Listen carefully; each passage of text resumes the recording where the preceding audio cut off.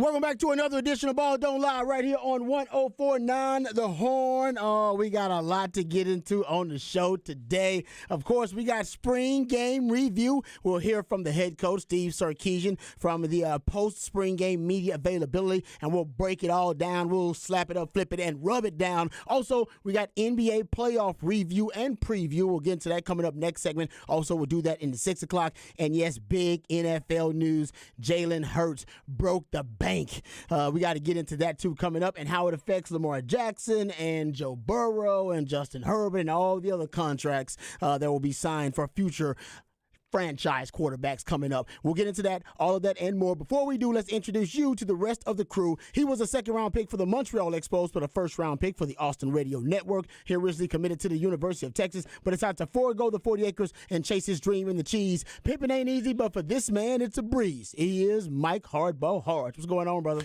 Man, just happy to be here. Excited to talk about Texas football. Lot going on the 40 acres. Championships galore. Big 12 championships in tennis for the men and the women. And there's some people in the transfer portal that decided to make a place in Austin, Texas. Can't wait to get into it. But let me talk about my man that sits across from me every single day. He hails from H-Town with the Get Down. He's a lifetime Longhorn and a proud card-carrying member of DBU. Legendary lifetime and now College Football Hall of Fame Longhorn, Derek Johnson said he was the best cover corner he had ever seen. He's a former NFL DB that still has that passion for film study, but he's not a fan of white condiments. But of course, he is a fan of you, the listeners. He is my man and yours, Rod Babers. I appreciate the intro. As always, let's not waste any time introducing the real MVP, one of the hardest working members of the ARN family. He's got a hustler spirit, period. We don't know what he's paid, but we do know that he's underpaid. It's Patrick Davis. How you doing, Patrick? Doing good, doing good. Also, shout out to Lou. Lou's in the house. Don't want to forget about my man Lou, giving that good mojo out there. Of course, you're the heartbeat of this thing. You're the pulse of it. So hit us up on the Specs text line, 512-337-3776. You also can hit us up via Twitter. I'm at Rod Babers in the Twitterverse. Harge is at Hardball Harge in the Twitterverse. Patrick Davis at It's Patrick Davis in the Twitterverse. All right, we got a lot of Sark sound to get into, which we will. We got some great cuts from Sark that my man Patrick broke down for us. So we'll get to that audio coming up. But I want to get, Harge, your first impressions. Where do you want to start? Your first impressions of the new look 2023 Texas Longhorn football team. The one Sark says talks like him, looks like him, moves the way he wants them to move. Got that swag got like all our that. coach. It's got all that. What were your first impressions and where do you want to start with this I want to thing? start with the wide receiver room. Okay. I mean, that's the place where all the playmakers come to make plays, so to speak. You know what I'm saying? So you sit there and you look at the younger player. Let's start with the young player, Jonte Cook. I mean, this dude, we knew he was a burner. We saw him play in his high school career, and we all talked about the possibility of what it would look like being in this offense with the man that be dropping them bombs, Quinn Ewers. But Malik Murphy can drop them bombs in there as well. But you look at the receiver core, you looked at that play by A.D. Mitchell in the end zone, the snag out of the air. You saw Worthy make plays down the field. You also got a chance to see Jay Witt do a little bit of something. So that wide receiver room is something that we have talked about for quite some time and what the expectations are. And for Coach Sark, when he talks about and looks about his team, he's probably thinking about a team that he had in Alabama. You remember that wide receiver room with all those talented guys that went on to play in the NFL. And then you look at what he had at USC. He had a bunch of talent there as well. So that wide receiver room is what I was wanting to see a lot of from the first scrimmage. The wide receiver room, I think going into it, everybody thought it would be a strength, and they more than delivered. The top three guys, your X-Man, Jay Witt, A.D. Mitchell, you talked about, they combined for 15 receptions, 200 yards. That group really showed how prolific the potential could be for that group. And then you add in guys like Isaiah Nayor, then you add in the young Jonte Cook. You brought him up as well. He had the bomb, the 79-yard touchdown from Malik Murphy. So you add in that with a combination of these vets you're bringing back to the table.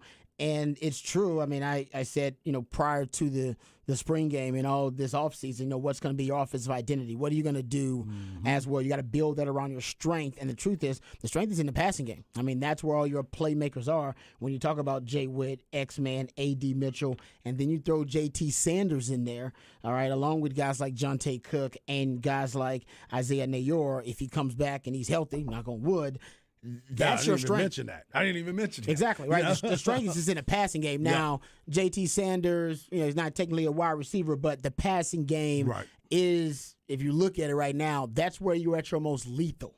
That's where teams cannot match up one-on-one with you. Last year, it was the running game. Right. Because you had two generational players in regards to their ability to break tackles in your backfield with Bijan and Rojo, and both of them are going to be NFL players. There's a chance both of those guys can end up starting for NFL teams. That's rare for teams to have that in their backfield. So that was your identity, right? Put some Bijan on it with a side of Rojo.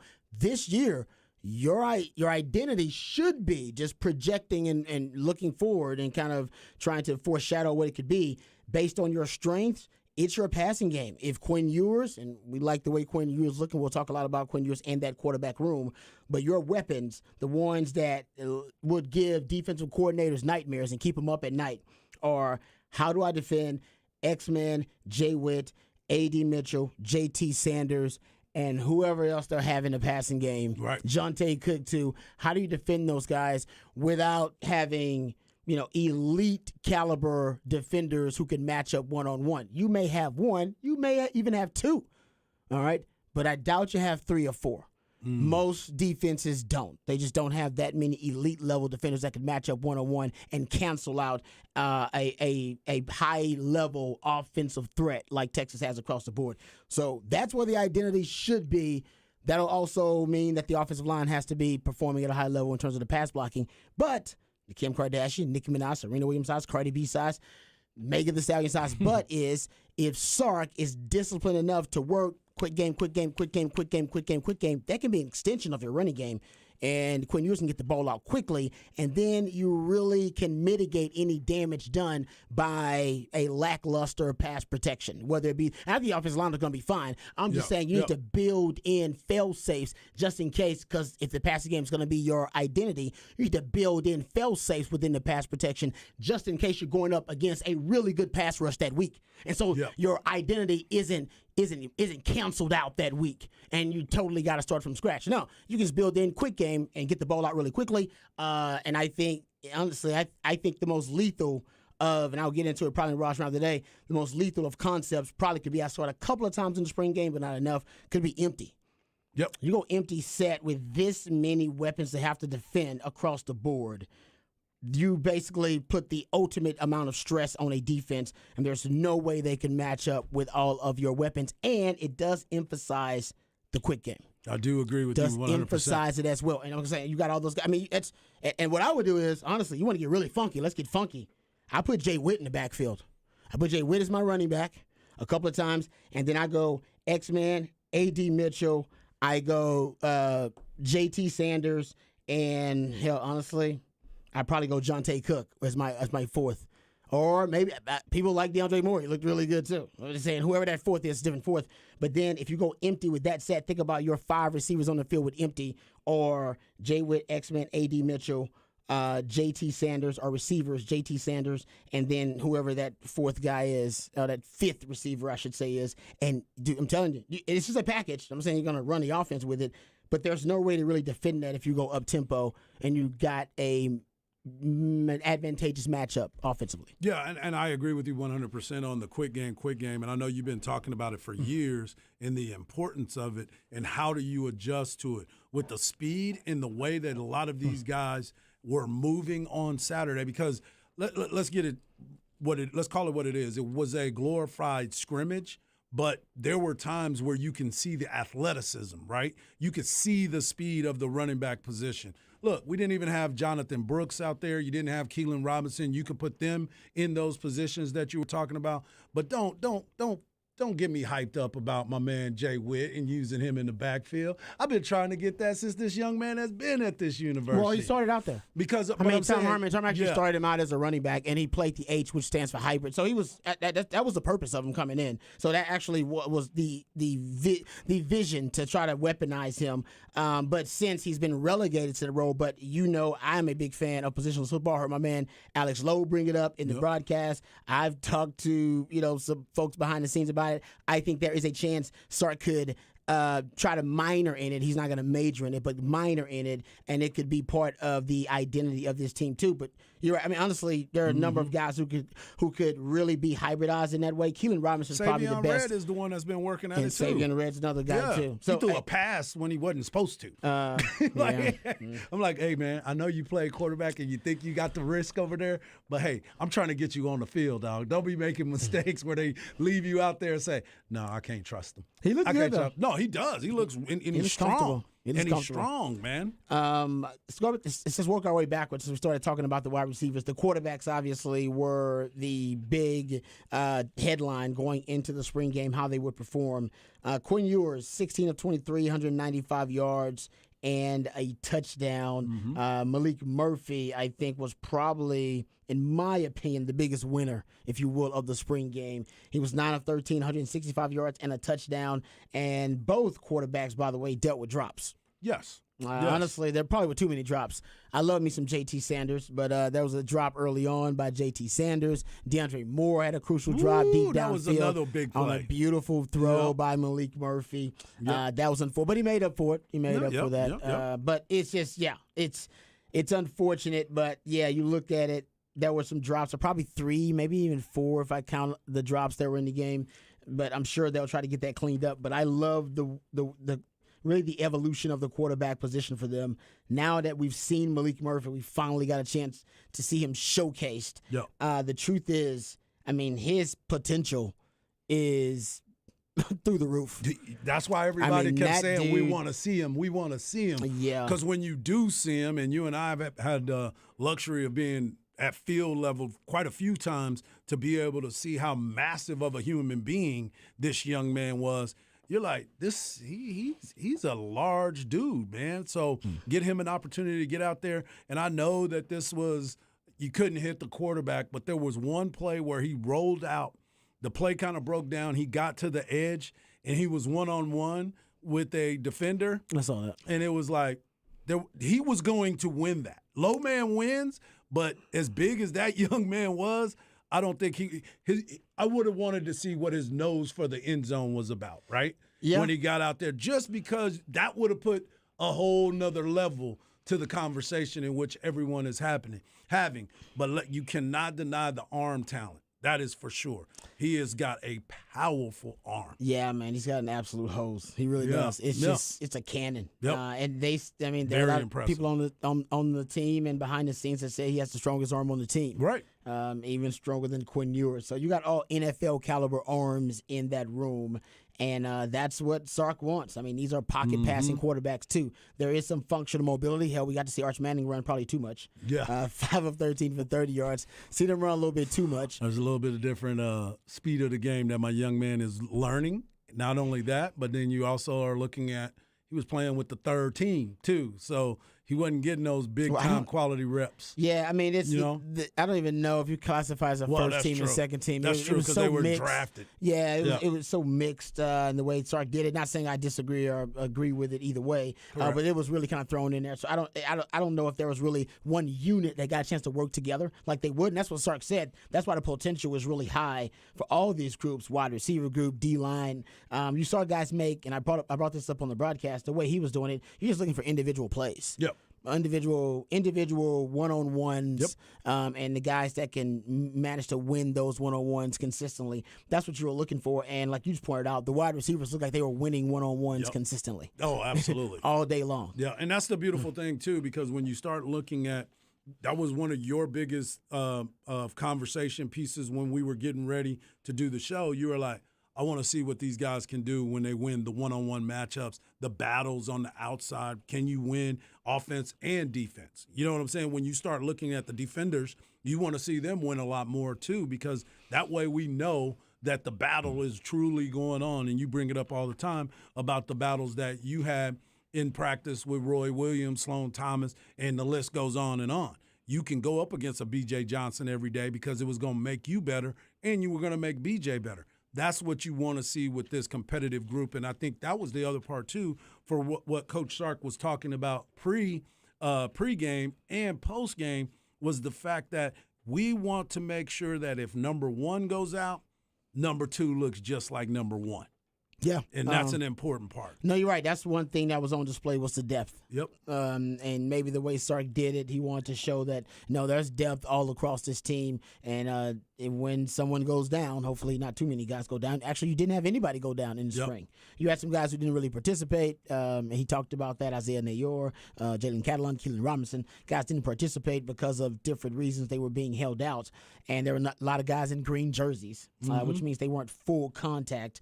But I thought that, it was weird seeing a wide receiver in a green jersey out there running around. DBs, I know DBs had green too. jerseys. I didn't get that either. I don't even know how that works out. I mean, do you thud them up? Like, do you just touch them? I'm sure there's a code with the team about that. That was that's new age stuff. Yeah, Arch. I was looking at it. Huh? I don't. Boy, has no idea. But I will say I know the depth is obvious. Right. The depth on the team is obvious. They have more depth all around. Probably. In any last year, any last 10 years, right? 10. You probably got to go back to, like 2000. That's what I'm saying. 2018, you had a lot of depth, but I don't know if you had playmakers. You did have a lot of depth, though. I mean, think about your wide receiver room. Yeah, that's what I'm saying. So you had maybe 2018 was the last time you had this much depth, but I don't know O-line you'd had this much depth. No, in 2018. Well, you've got 3 layers of offensive line right now. And your D-line was... Yeah, it's been a minute, man. It's been a while. It's been a minute. Yeah. I mean, I say 2018. I think you were close around this time. That'll be fair. I think this group may have a little more than 2018. Remember, Tom Herman came in, 2017? So he hadn't had a chance to stack as many classes. Right. I mean, Sark has stacked.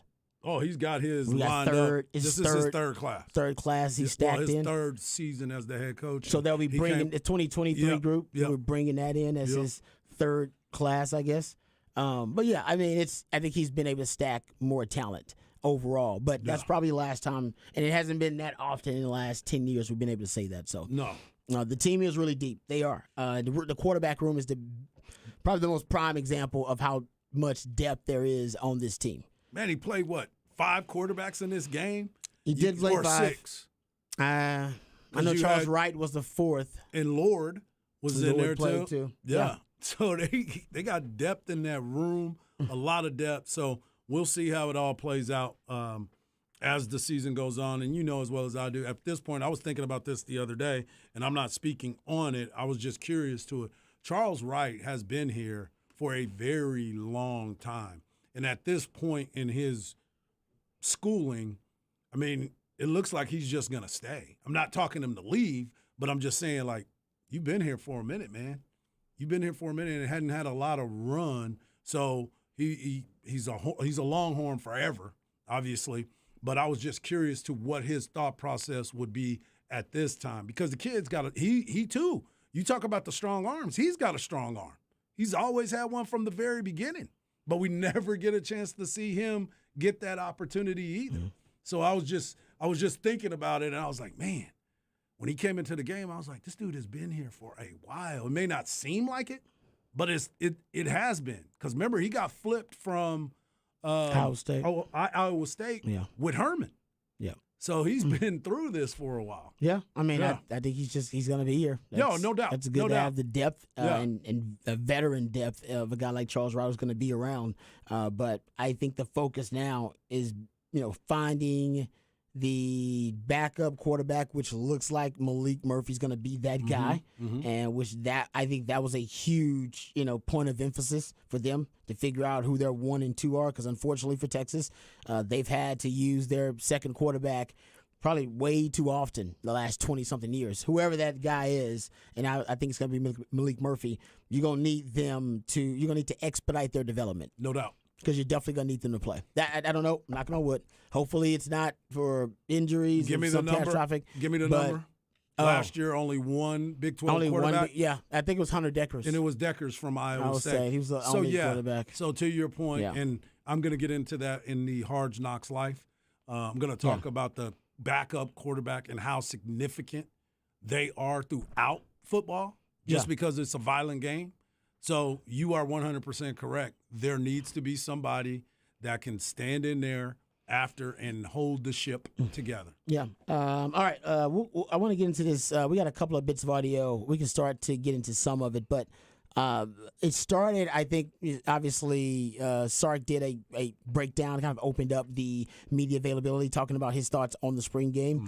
But I want to start with the first question, I believe from Kirk Bowles, and he was talking about the deep ball, which is a big point of emphasis. It's something that Sark says has to be functioning at a high level in order for their passing game to work, and they did hit on the deep ball. I would say the deep ball actually did look really good. It looked much better than last season.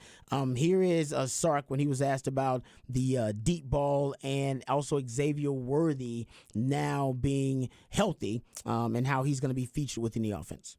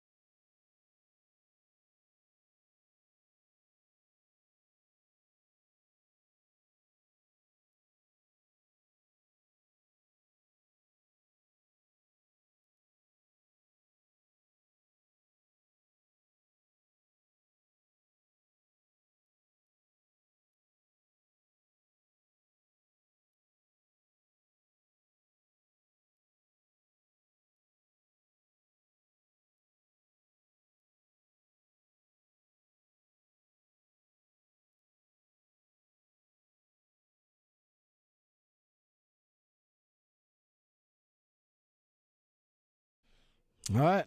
D-ball, it was working. I mean, you even had a D-ball that probably should have been another connection on the D-ball. I believe they threw probably 5, maybe 6 D-balls total in the game. Everybody got a shot at it. And, Malik's was back-to-back. Yep. He had the one to Moore on the deep post, and I believe that was that the drop? That was the drop. That was the drop. And then it came right back, I believe, on the second Cook. and 10 on that. And, Jonte Cook for the 79-yard bomb and touchdown. And, it looked better. Now, DBs, that's the way they were playing it. A lot of them were what they call out of phase. Yeah. So they were facing the wide receiver while trying to defend the deep ball, which you can do. But you got to play the eyes, you got to play the hands, or you got to be able to read the body language of the receiver and know when to play the ball or when to swipe at the hands. And a lot of them were so out of position, that wasn't even wasn't something they could even execute because they were so far out of position, which is good for the wide receivers and good for the passing game. But just like any spring game, glass half full, glass half empty. Right. DBs out there getting toasted. We got some things we need to work on. Got to work on. You know what I'm saying? We got to get them hips to work. Yeah, but no, I'm glad the D-ball is working for him. Like I said, I think the passing game is going to be the identity of the offense, and that means Quinn Ewers has got to be playing at a really high level. I thought the footwork for Quinn Ewers looked a lot better, and there still was some throws that are off though. His ball placement still is a little off at times. Well, it's funny that you say just that, a little Rob, bit. because I was thinking the exact same thing. And we were talking about watching Malik rip the ball and let it go. I've still yet to see him really rear back and let a pass go. Quinn Ewers, that is. If you go back and watch it, it still looks like maybe it's just his mechanics, maybe it's just the way he throws the football. He hasn't really had to sit back in there, plant that back foot, and just let one ride. I've yet to see that. But to your point, I'm nitpicking, but his footwork has gotten a lot better. The only thing is I wanted to see him make a throw. Like even the pass to Jay Witt, it wasn't a plant your foot and let it go. He got it out quick enough because of who he is. His anticipation is really good. But I wanted to see him plant his foot in the ground and just let one fly. That's a good point. I mean, Sark was asked about Quinn Ewers and his development. Quinn Ewers has done a lot in the offseason to change his body. Obviously, he's changed his hair. That's gotten a lot of publicity. But he lost some weight, and he's been in the weight room a lot. Diet has changed. When Sark was asked about Quinn Ewers, what was the inspiration for all those changes? Here's what Sark had to say about Quinn.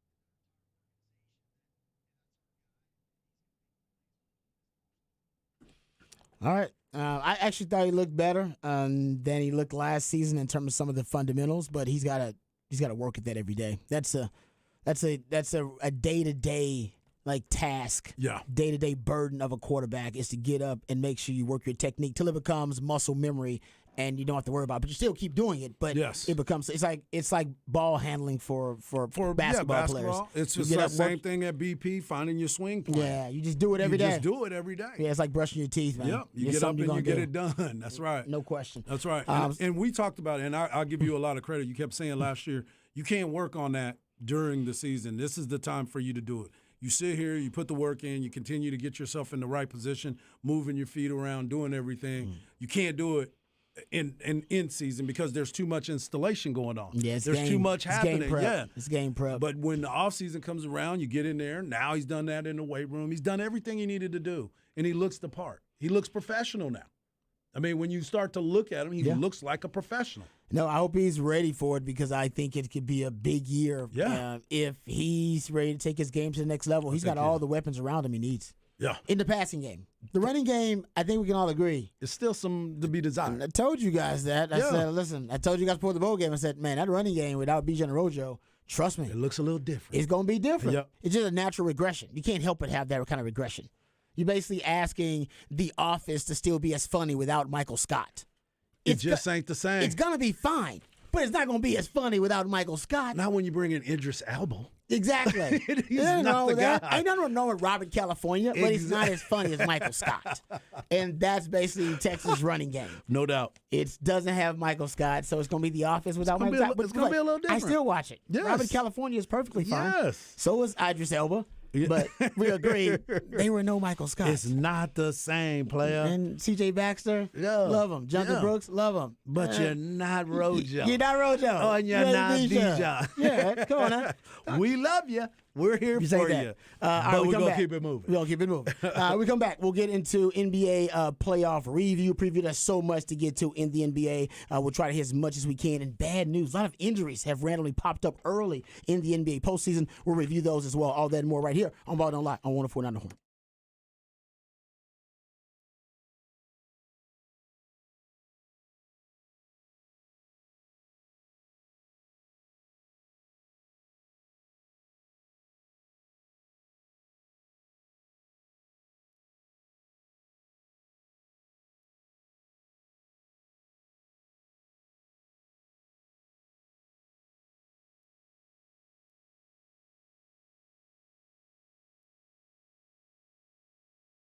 Mike Harge here, and I want to talk to you about the Lee Kitchen and Tavern.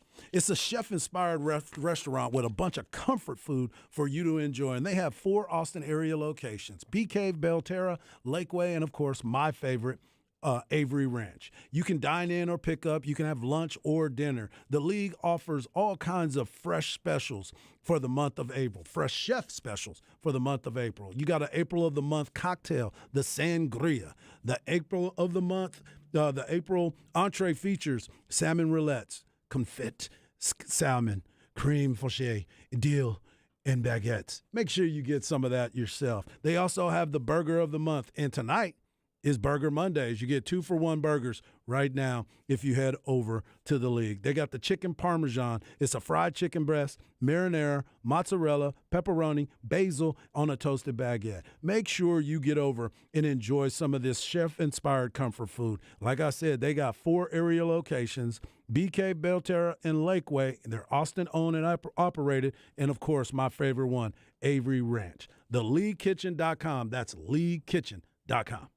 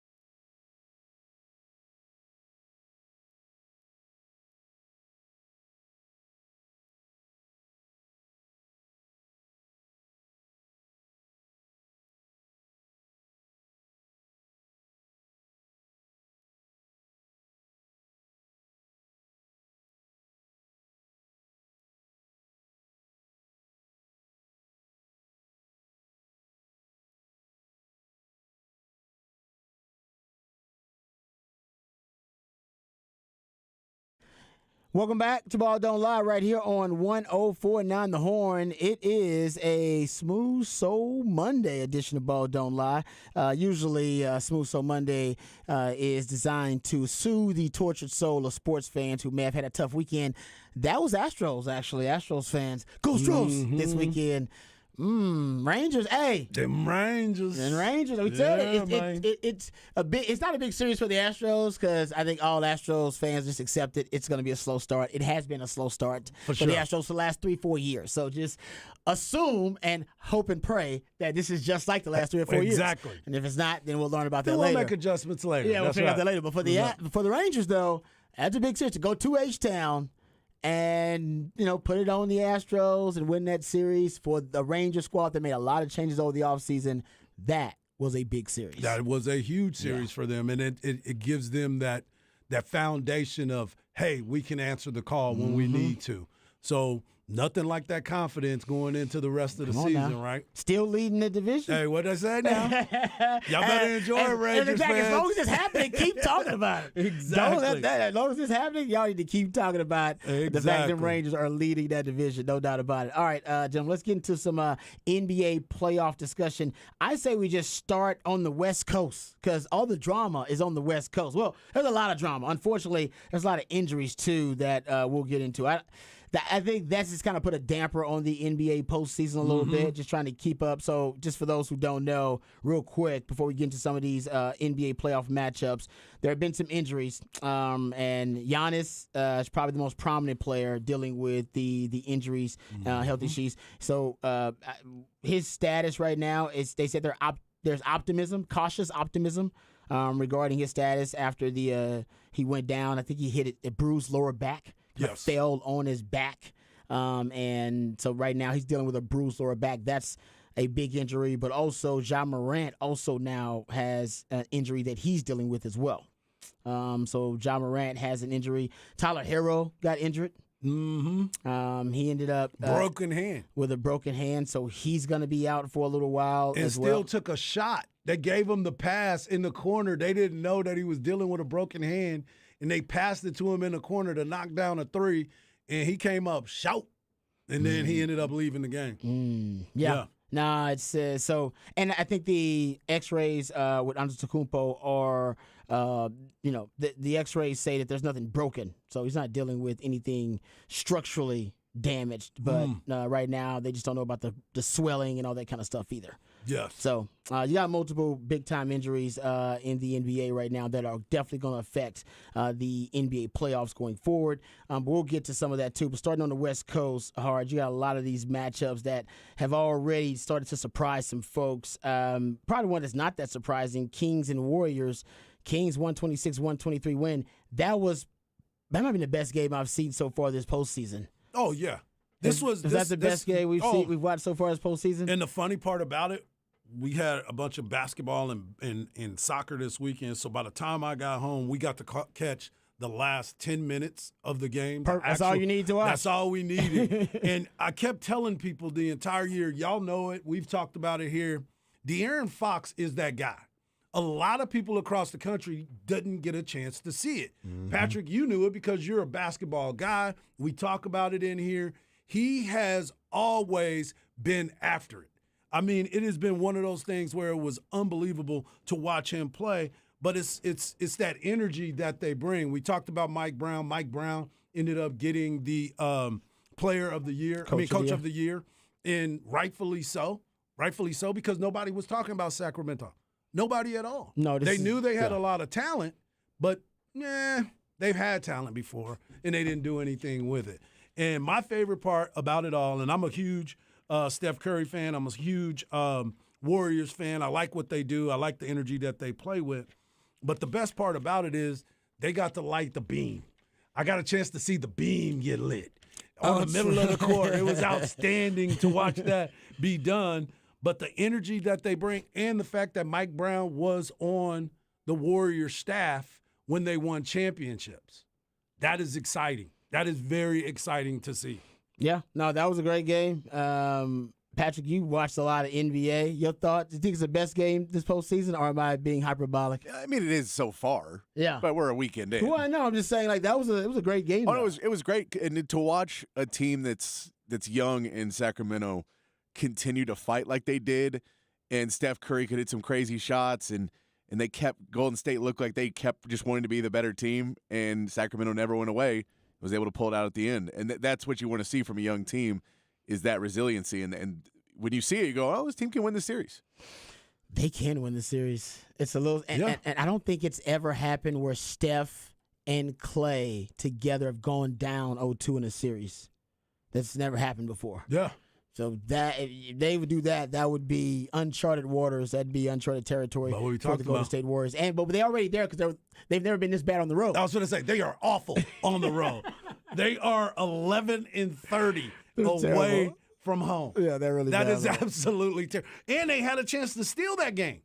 They did. They had their did. moments. They had their moments. They kept taking. Oh man, and they trust Andrew Wiggins way too much with threes late. Come on, man. When they passed that ball to him, I was like, I don't want to sound insensitive, but my man has been out of there for a while. I couldn't understand that. I was like, man, they got a lot of trust in wow, Wiggins. they threw the ball to him. I guess he's gonna bounce back. Yeah, I guess and they he got was lot of having a faith. good game. I'm not hating on him, but I didn't have faith. I did not. I was like, man, I don't want to be insensitive to my man and what he was going through.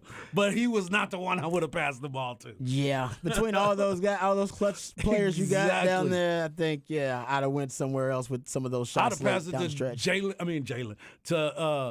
Draymond before I would have passed it to him. It's probably a 50-50 for me Exactly. between Draymond and Andrew Wiggins with those shots late, honestly. Exactly. But yeah, I mean that's going to be a great series too. But on the West Coast also, I think the Lakers ended up with a surprise win in Memphis to start out that series. Memphis has the best home record in the NBA. Yeah. So the Memphis Grizzlies don't lose a lot. I think it was 35-6 for It their is. home record. You're correct. Something like that. And Lakers ended up beating them 120 to 128 to 112. Yeah. The biggest story here is obviously what you were talking about, the injury to Ja Morant, and it's on his hand as well. The x-rays already came back negative, but it's more about the pain tolerance for you now, because if you go back and look at it, it's been like 3 different ways on the way down. And again, I heard the conversation earlier and saw the Twitter feed where somebody's talking about banning charges, and that is the most idiotic thing that I've ever heard. And the reason is that's part of the game. That's part of the game, because if that's the case, everybody's going to try to put you on a poster if there's no charge. So what are you going to call? That's going to be called a foul against you no matter what. So am I supposed to just let this man go down the middle of the floor and try to dunk on somebody? No, not doing that. I'm going to continue to fight you in the middle of the court where you can get out there. But the whole thing is Austin Reeves and Chamora going out there and doing their thing. Unexpected heroes. We know that those guys have been balling. If LeBron loves, I told you the other day when we were talking about it, I was like, that's the Alex Caruso now. That's their Alex Caruso. But he's doing that in a high pressure situation. That's amazing that they get those guys to step up in the playoffs. Hachimura, 29 points. Off the bench. That's Off the But bench. that's the LeBron James method of winning in the playoffs is me and then Anthony Davis are going to draw your double teams, and we're going to draw all the attention to us, and we're going to kick it out to some other guys. And if they can hit shots and they can score, then they'll have great games and we'll win. Yep. But you just have to have some of those guys that are hot, and they had 2 of them. They did. That's exactly right. Austin Reeves, 23 points. He had 9 in like the closing minutes of the game in clutch time. And Hachimura had 29 points, career high for him. But I want to say he only missed 1 of his 9 shots in the second half. Yeah. Yeah, I mean, he went 5 for 6 from 3. From 3. I don't know. I guess I haven't watched enough Lakers. How often have we seen Hachimura have? He's been a very I know consistent. he's a consistent scorer, But not like that. Not like that. Come Like on, Patrick man. was talking about it when they made those trades, they made the right moves. The front great office, moves. for the first time in a very long time, they made the right moves. You bring back a D'Angelo Russell, you bring Vanderbilt back, you put him in the starting lineup. You also, Mo Bamba didn't get a chance to really do anything, but you got Dennis Schroeder, Malik Beasley. You've got complementary pieces to go in there and understand what it's like at this moment where LeBron can stand in the corner, be a decoy, as you were talking about, where he can just say, all right, I'm going to kick it to the right guy as often as I possibly And if y'all can. don't, y'all go one-on-one. I'm going to dunk on you, and I'm going to shoot a three like he did the other day. You know? Yeah, it is. A lot of people like the Lakers Right. after they made that trade, and a lot of people jumped on that bandwagon. They're definitely going to make it interesting. Everybody got in the game yesterday except for Tristan Thompson. That's He's all right. the only one. Tristan, Tristan's you know who's fine with that? Tristan Thompson. Exactly. He's like, I'm good with I'm that. good. I'm Long as straight. Bron brought me on. I'm getting a Yeah, check. We I'm good. straight. I just moved down the street from my baby mama. We Yeah. all good there. Yep. Gentlemen, Clippers beating Phoenix. Is this surprising to you guys, the way this worked out? Honestly, Kawhi Leonard, he's now playing back at his elite form, back to his when he won the championship with the Toronto Raptors, and he kind of spearheaded that championship campaign all on his own. It looked like the best player in the NBA at the time, best two-way player in the NBA at the time. He's actually playing close to that level right now, guys. Post All-Star break, he's been averaging 27 points, 7 rebounds, 4 assists, 54% from the field, 45% from three-point range. That's since the All-Star break, and in this game, 25 of his 38 came in the second half. Just took it over. That's big, Patrick. Took it over? Yeah. No, he doesn't. He doesn't like the Kawhi. He does I not know. wanna That's talk why I about said Kawhi like that. Patrick. I know Patrick does not. He's like, yeah, whatever. I'm like, Patrick. No, I mean, in reality, too, the Clippers, that bench just outplayed. Yes. The bench play was really good for the Clippers, and they were able to take the game over when they were resting some of their bigger names. Mm-hmm. And that is how they kind of kept pulling back ahead. And one of the most underrated players for the Clippers has always been Powell. He's been a big piece of their success coming off the bench, being that electric scorer for them. But going back to what you said about Kawhi, Kawhi's been playing over 40 minutes a game for the last 3 weeks. Mm-hmm. And playoff Kawhi is somebody that you don't want any part of if you're the opposing team. When it's a crucial time at the end of the game, he's going to lock down that defender. And I don't know if y'all really paid attention to this because it happened so fast. There was a ball that came underneath the basket, and he was about to go for it, and another player from the Suns was going, and he snatched it with that claw, just wrapped it up real quick. And I was talking to my son, DJ, who was by losing his mind, by the way, watching this game. He snatched that ball out of the air with that. It looked so small. I was like, oh, my gosh. Oh, he got some mitts, man. He does have some oven mitts over there and just yanking that thing out of the air. And I do have to say this, and I'm going to give a shout-out to my kid. Even he said it. Dad, I think they need to take out. His favorite player is Russell Westbrook. His football favorite player is Russell Wilson. Just so y'all know. It's been a bad couple of years for the Russells, too. Yeah, it's not been a good look for him, but he rides with him. He rides hard with him because he loves his I want to win at all costs attitude. But he was almost costing his team to win because he kept shooting the ball. And he even looked at me and he said, I hate to admit this, but we got to get him out of the game. And he cannot touch the basketball again. 3 of 19. 3 of 19. And he was 1 of 6 from three-point land. 3 of 19. 1 of 6 from three-point land. Yeah. So he even said it, but he almost had a triple-double. I would say clutch time, he became clutch. Yes, playing defensively. He's the first player in the last 25 years with 2 points, 2 rebounds, 2 assists, and a steal and a block in the last 5 minutes of the fourth quarter, according to ESPN stats info. Oh, sorry, I should say postseasons, actually. There you go. That's a playoff stat. So I should say postseason. But so he was the last time a player shot 3 for 19 and still made winning plays on the glass and clutch free throws. The answer was Russell Westbrook. The Wizards beat Philly with Russ shooting 3 of 19, 19 points. He had 21 rebounds and 14 assists and 2 steals. The man's going to do everything he can to help you. And he's going to talk trash, too. It may not be shooting No, wise, it is not. He Yeah. will definitely out-hustle you. He's going to fight for every ball on the ground. He's going to fight for every pass. He's going to be in the passing lane. It has been outstanding to watch him play, even though his plus-minus was -6 yesterday. Clutch Russ. Exactly. Clutch Russ is all you need. Yes. To Patrick's point, though, about the bench, they were also clutch. The last 10 games, the Clippers bench has averaged 47 points per game, basically. Their bench is ranked number 1 in offensive rating in the regular season, 3-point percentage, 3rd in scoring average, field goals made, and 4th in assists. Yeah, So that bench has been damn good. no doubt. All right, we'll come back. We'll get into the flex on the other side right here on Ball Don't Lie, 104.9 The Horn.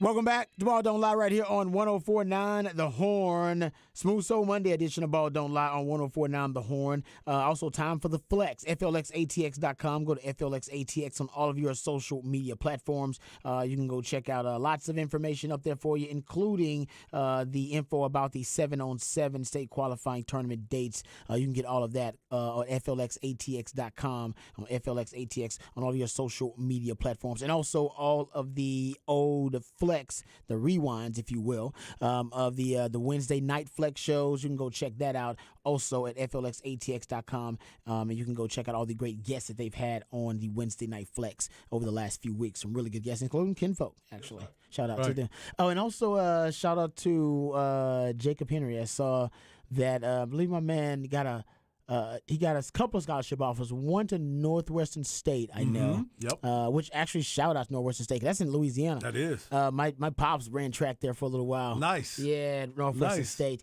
And he also got another Fordham. Was it Fordham? Fordham. Okay, so up in shout New out. York. Yeah. That's where he was at that weekend, this past weekend. And also shout out to all the local area soccer teams that got a chance to play Hey now. for championships. Dripping Springs fell short in the championship game.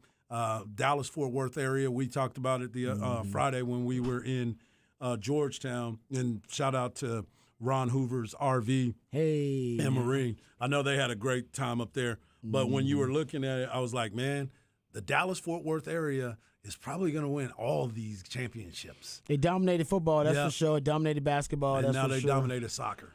So, Yeah. We'll Yeah. wait on baseball, I guess. Yeah, to we're see. going to definitely win on baseball because there's a lot of good baseball teams that are here.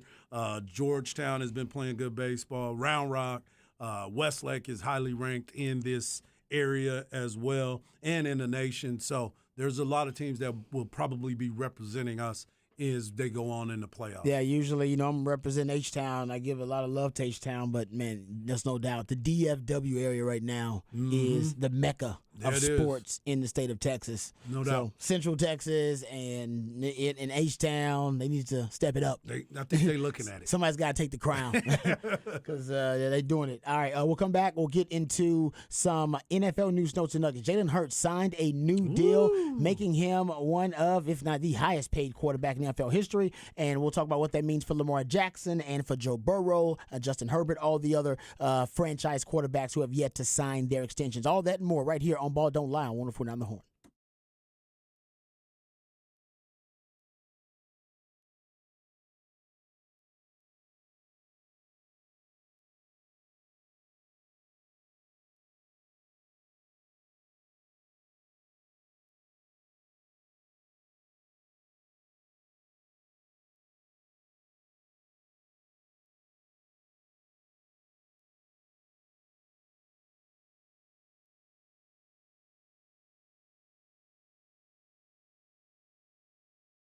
What's up, folks? Lifetime Longhorn Rod Babers here. Let me tell you about our friends over at Ironworkers Local Union 482. We know Austin is a beautiful city thanks in no small part to the skilled craftsmanship of Ironworkers Local Union 482. And they've been helping shape this great city since 1935. And as the city continues to grow, so does Ironworkers Local Union 482. They don't go to the office, they build it. So if you're looking for an exciting new career and you're a bit frustrated with your work choices, you can look for a new career with my friends over at Ironworkers Local Union 482 and take pride in the type of teamwork and craftsmanship that helps shape the future of this great city. So check out ironworkers482.org. That's ironworkers482.org. Right now, they're hiring over 3,000 people for a huge project. You can become a member of Ironworkers Local Union 482 and take pride in the great economic development that has made Austin one of the fastest growing cities in the country. So right now, they're looking for great people to come work for a great company. Ironworkers482.org. That's ironworkers482.org. You can maximize your potential and be your best self today.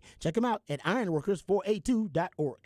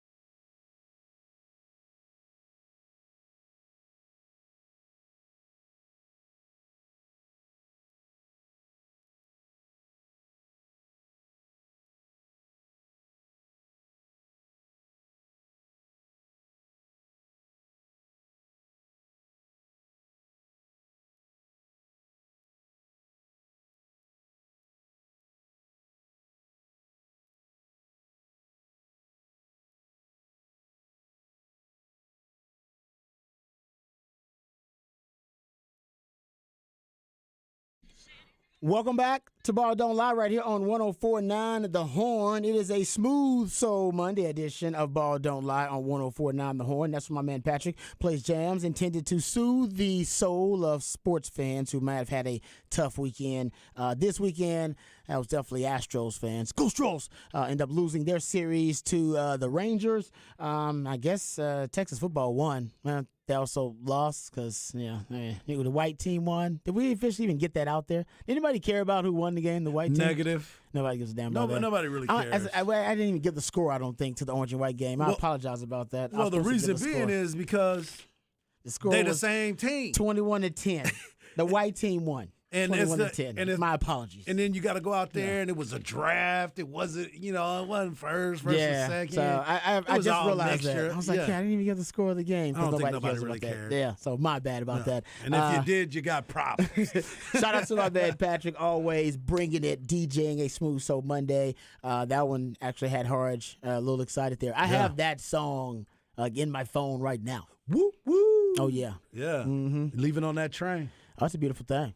Leaving on the midnight train. See, you actually do have, you could do it.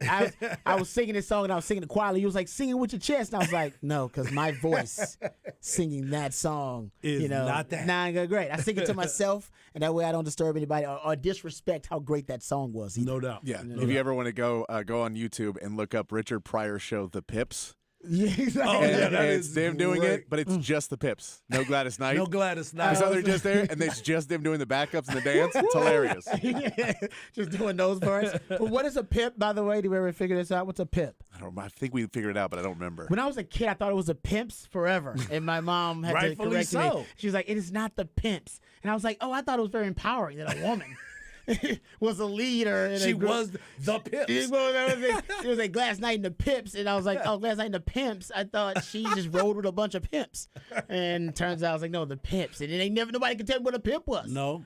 I was like, well, a pimp make more sense at least. I know what a pimp is. He's a pimp by blood, no relation. No, apparently it's a pip. I'm sure somebody on the Spec Section will know what a pip is. Yeah. Anyway, there you go. Patrick doing a great job as always on a Smooth Soul Monday. Let's talk NFL, gentlemen.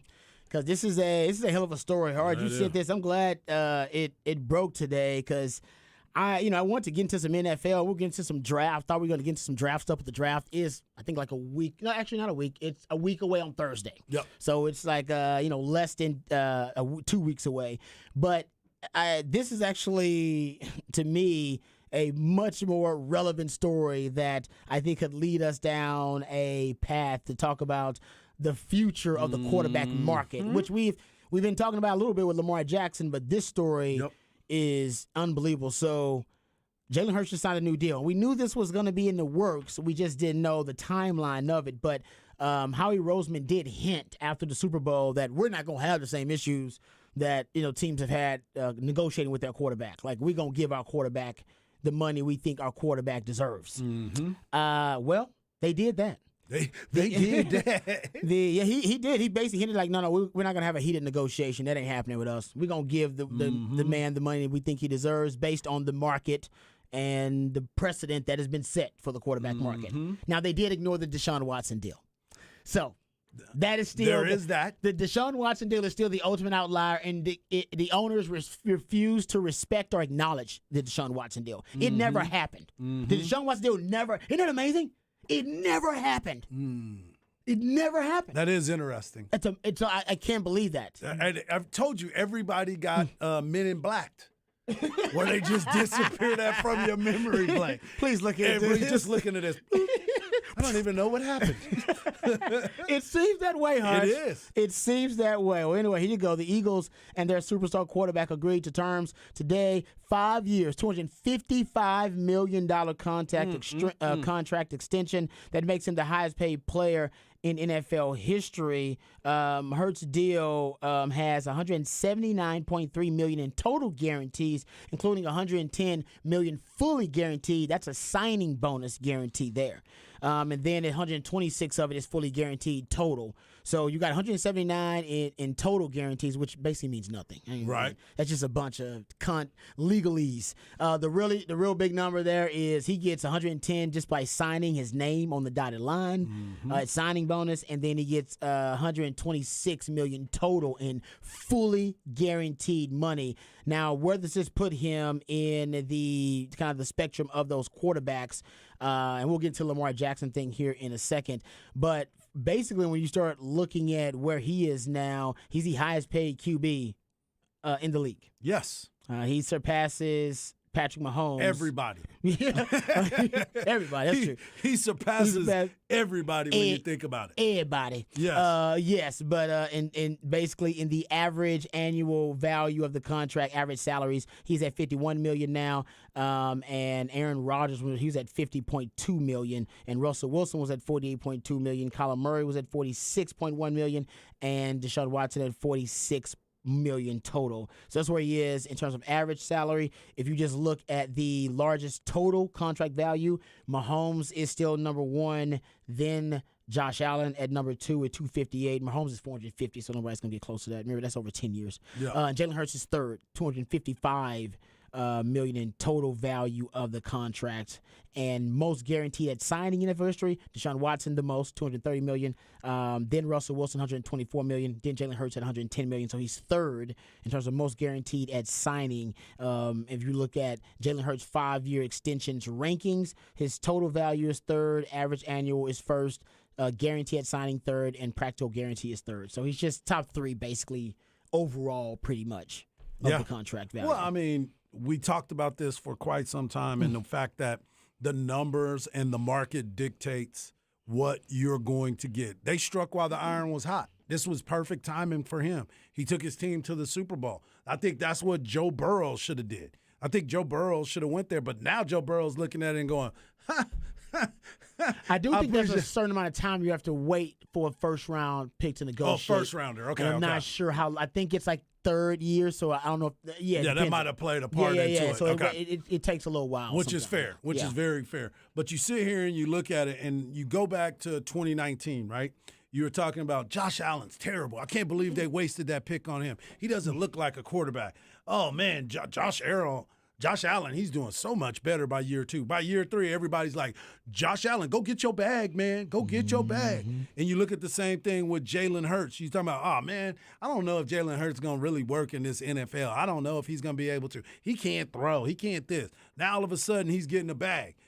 That is why it's so crazy to me every time we talk about this Lamar Jackson situation. But I think the biggest thing for Jalen Hurts, he had an agent. And I'm all for everybody. Representation is who you are. You get what you get, and you don't throw a fit, and you're trying to make sure that you're getting the best value for yourself.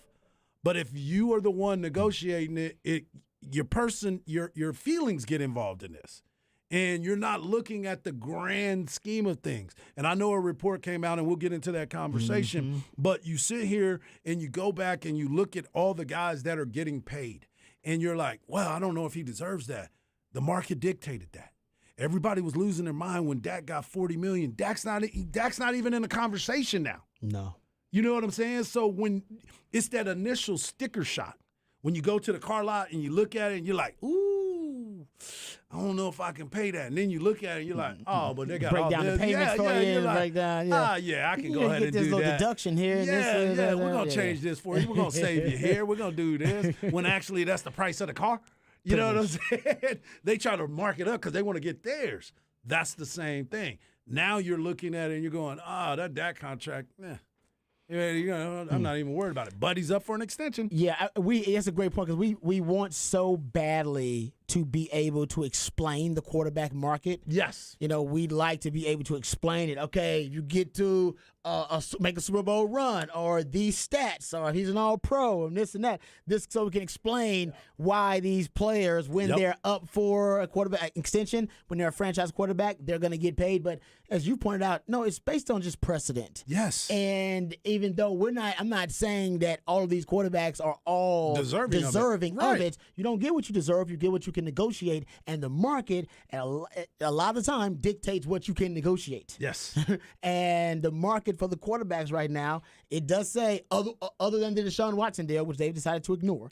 Other than that deal, Men in black them. they've been blipped. Other than that deal, but yeah, usually the market decides, no, this quarterback is up, and franchise quarterbacks are making around this. And then once you get into that range, then we can talk about, well, he wants to be the highest paid QB in the league, or he wants to be has this much in guarantees. But you definitely got to get in that neighborhood. Yep. Now that's where we get to Lamar Jackson. Yes. Did the Ravens get in the neighborhood? And Sounds like it. if they're in the neighborhood, Yep.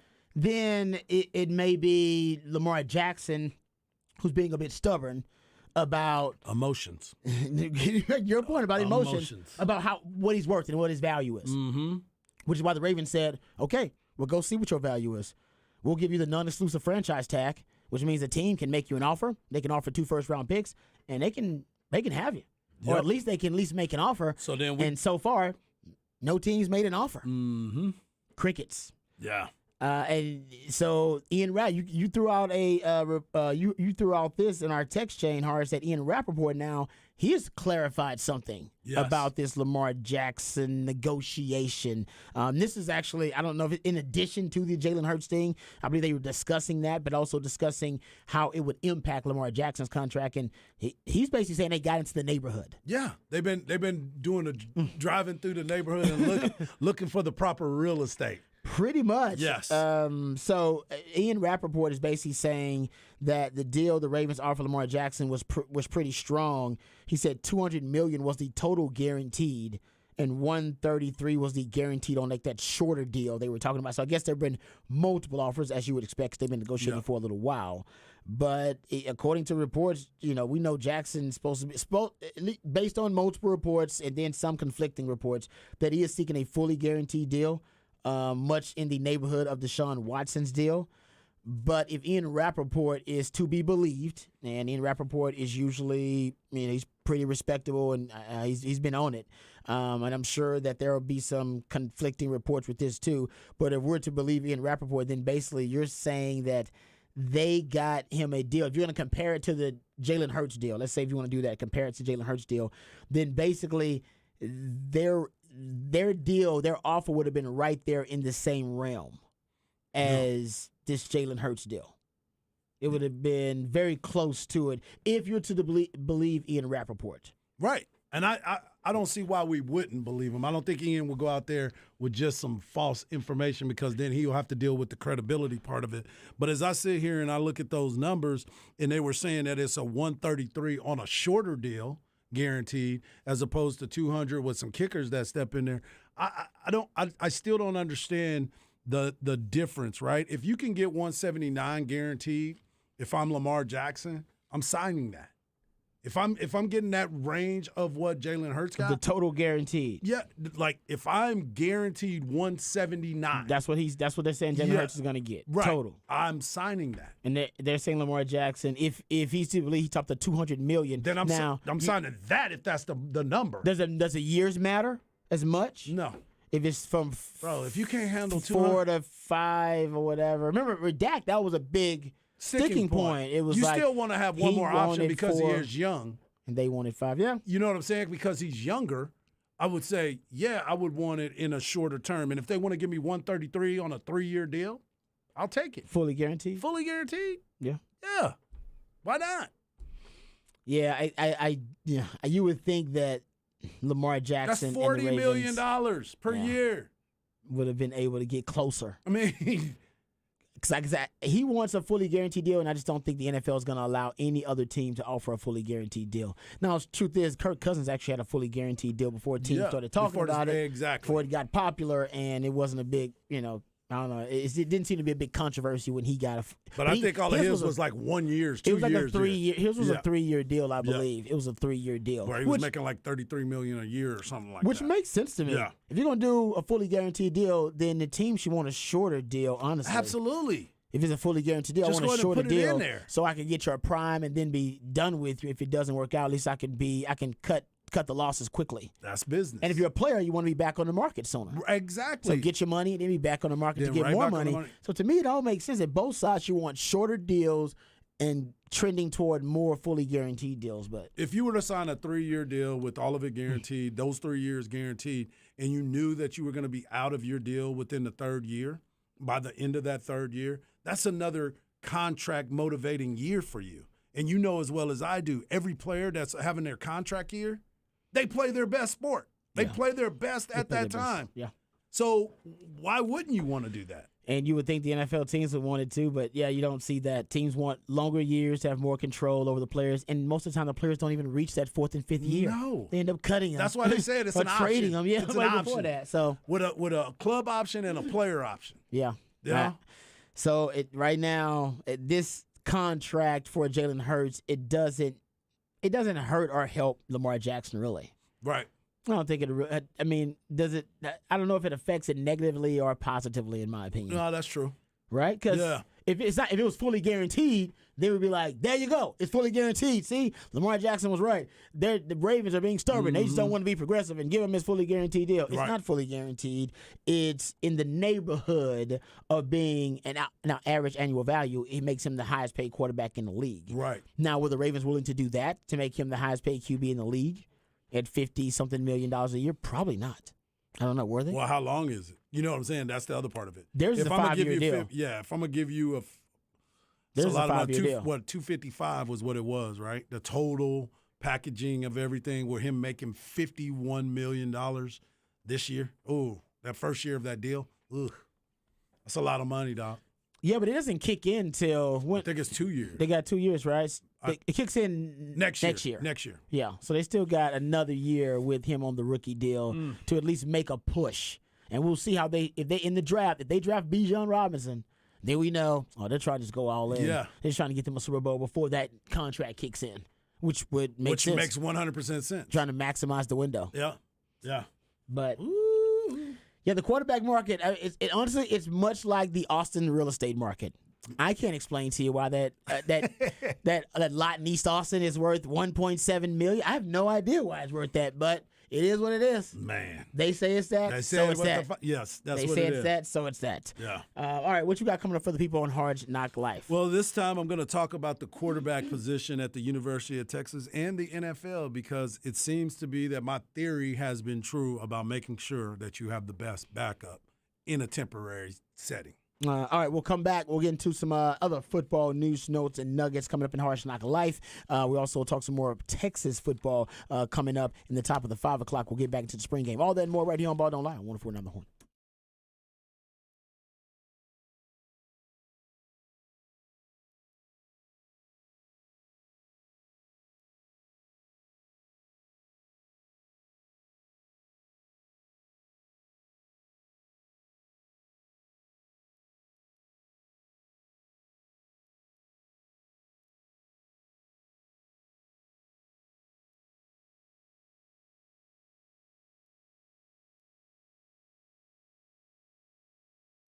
Mike Harge here, and I want to talk to you about my friends over at Pest Wranglers. PestWranglers.com is where you need to go when you need to make sure you get your pest control under control.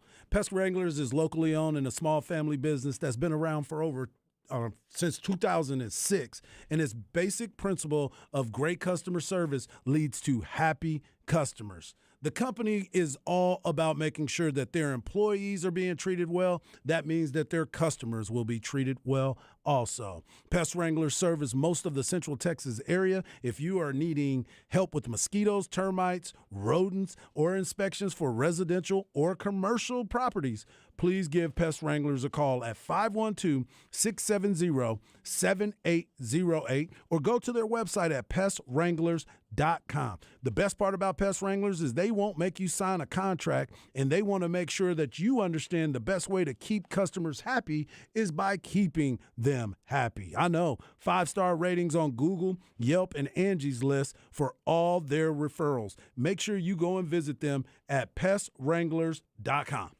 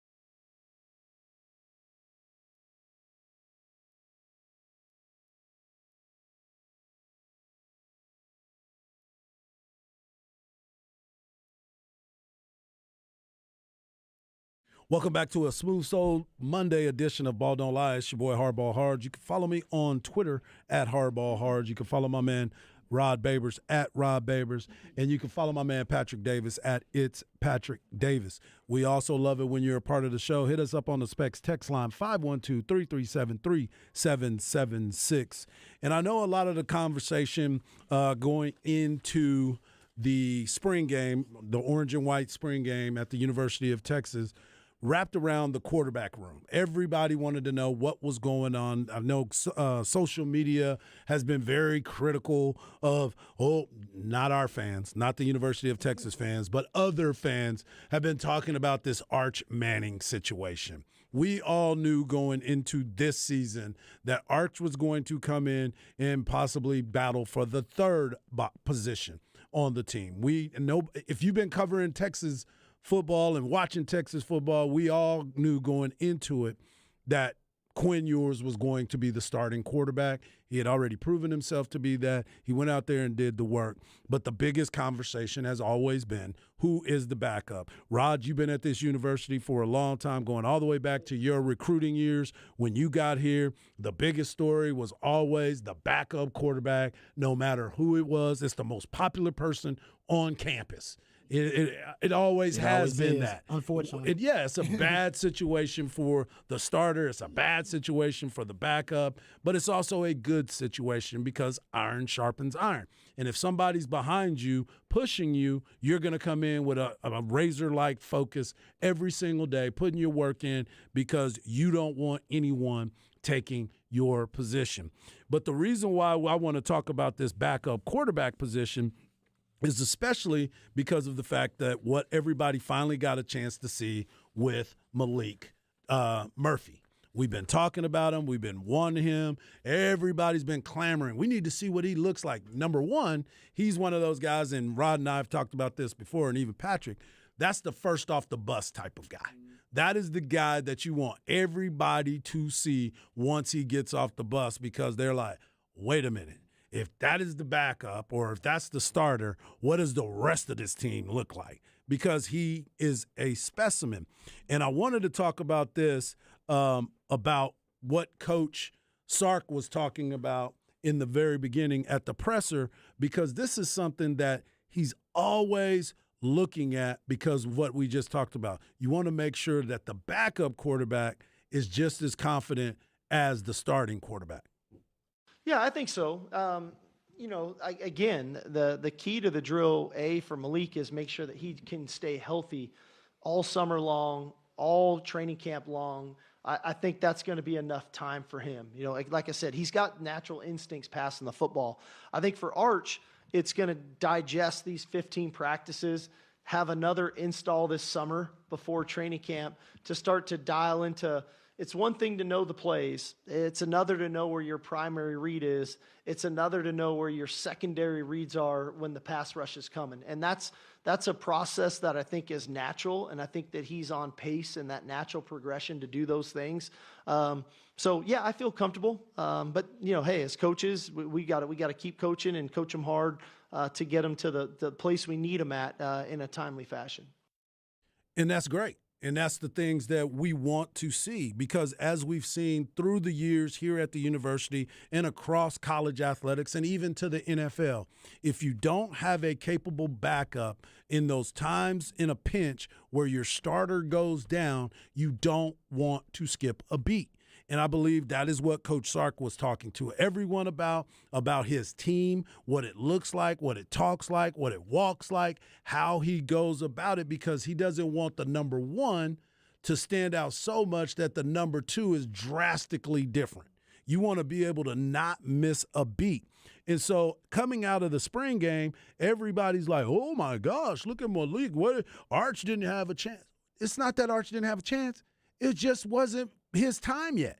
Arch is going to be a valuable part of this university for quite some time.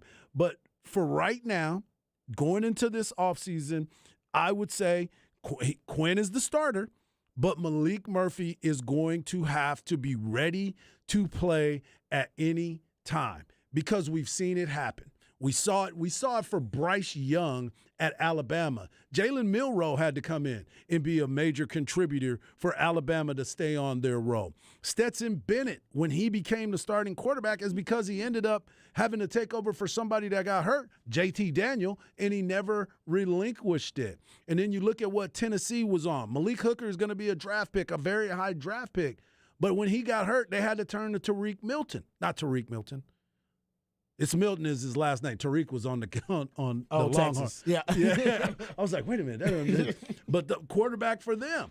And so there were so many things that had to transpire throughout the game. And, Rod, you talked about this stat all season long, and then you brought it up on Saturday and this morning. Today, there was only one quarterback in the Big 12 that was able to play every game, and that was Deckers from Iowa State. If you look at what happened when Dylan Gabriel went out for Oklahoma, they were lost. They had no chance. They didn't. They had zero opportunity. And if you look at it throughout the conferences and look at everyone that's involved, if you don't have a good backup quarterback, you won't have success. You can't have that continual momentum of whatever it is that you have going. You won't be able to pull it off. So when you look at what Malik was able to do, going 9 of 13, 165, could have had another big play, but a pass was dropped down the seam. Mm-hmm. So you start looking and you say, okay, that is what it looks like. So Sark, after the spring game, immediately everybody's initial reaction was, wow, look at Malik. What did you think of Malik? And Sark gave an answer to what he sees in Malik.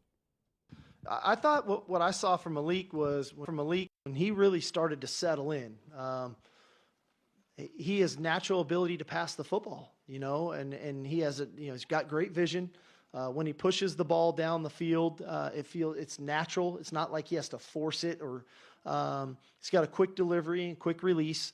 And I also think Malik's a really good leader. He always brings a lot of positive energy every time he takes the field, which I think is great. So it was awesome for us. Even this spring, he wasn't able to participate the first week. We kind of had to hold him out and then had to gradually work him back in. So the idea that hopefully we can get him completely healthy going into training camp where he gets that foundation of the installation, I think the sky's the limit for the guy. He's a really talented player, and I thought he showed today with making some of the throws that he did. And that's the beautiful part about it. When you see the progression and you see the growth from a guy that has been in the program, kind of understands what Sark is looking for, how he goes about it each step of the way, and then can come out and execute that, that's huge. Because he could have been sitting on the sideline frustrated, pouting, not, thinking, I'm not getting my shot, getting my shot. And then when the shot is called, and then he goes out there and doesn't look good. Well, he went out there and he looked spectacular. And that's how the buzz gets going around the university, talking about, whoa, man, he's going to be the starter. He's going to take that position. Just let that man continue to grow. Let him continue to learn. Quinn is your quarterback. Support him just as hard as you're supporting Malik, because I guarantee you Malik will be doing the exact same thing and what he has been doing. Yes, Rod and I talk about it all the time. We're competitors. Of course, we want to be the ones that are starting. We want to be the ones that are leading our teams to victory. We want to be a major contributor, especially at the glory position of quarterback. Mm-hmm. It is the most scrutinized, whether he's playing good, whether he's playing bad, whether, as Coach Sark talks about it, quarterbacks get so much of the praise when they win, but they also get all the stuff thrown at them when they lose. And why didn't you make this change? And we've all done it. We've all talked about it. I've been around it for such a long time that I think the same thing sometimes. Mm-hmm. But you got to understand each person's role. And I thought Coach Sark, he squashed all the information and made sure that everybody understood this is Quinn's team until otherwise notified.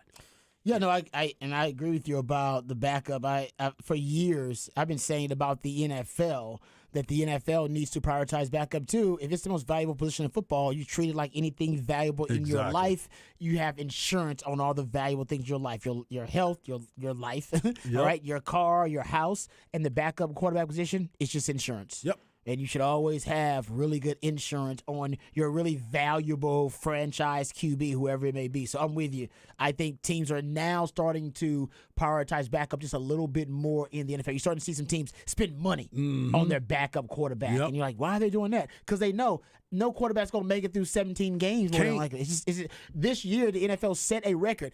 Take the 17th game out of it. Yep. Even with 16 games, the NFL still would have set a record this year for the number of different starting quarterbacks this year in the NFL. Guys, look in the playoffs. You had third string quarterbacks starting in the NFL playoffs. Yes. Multiple ones.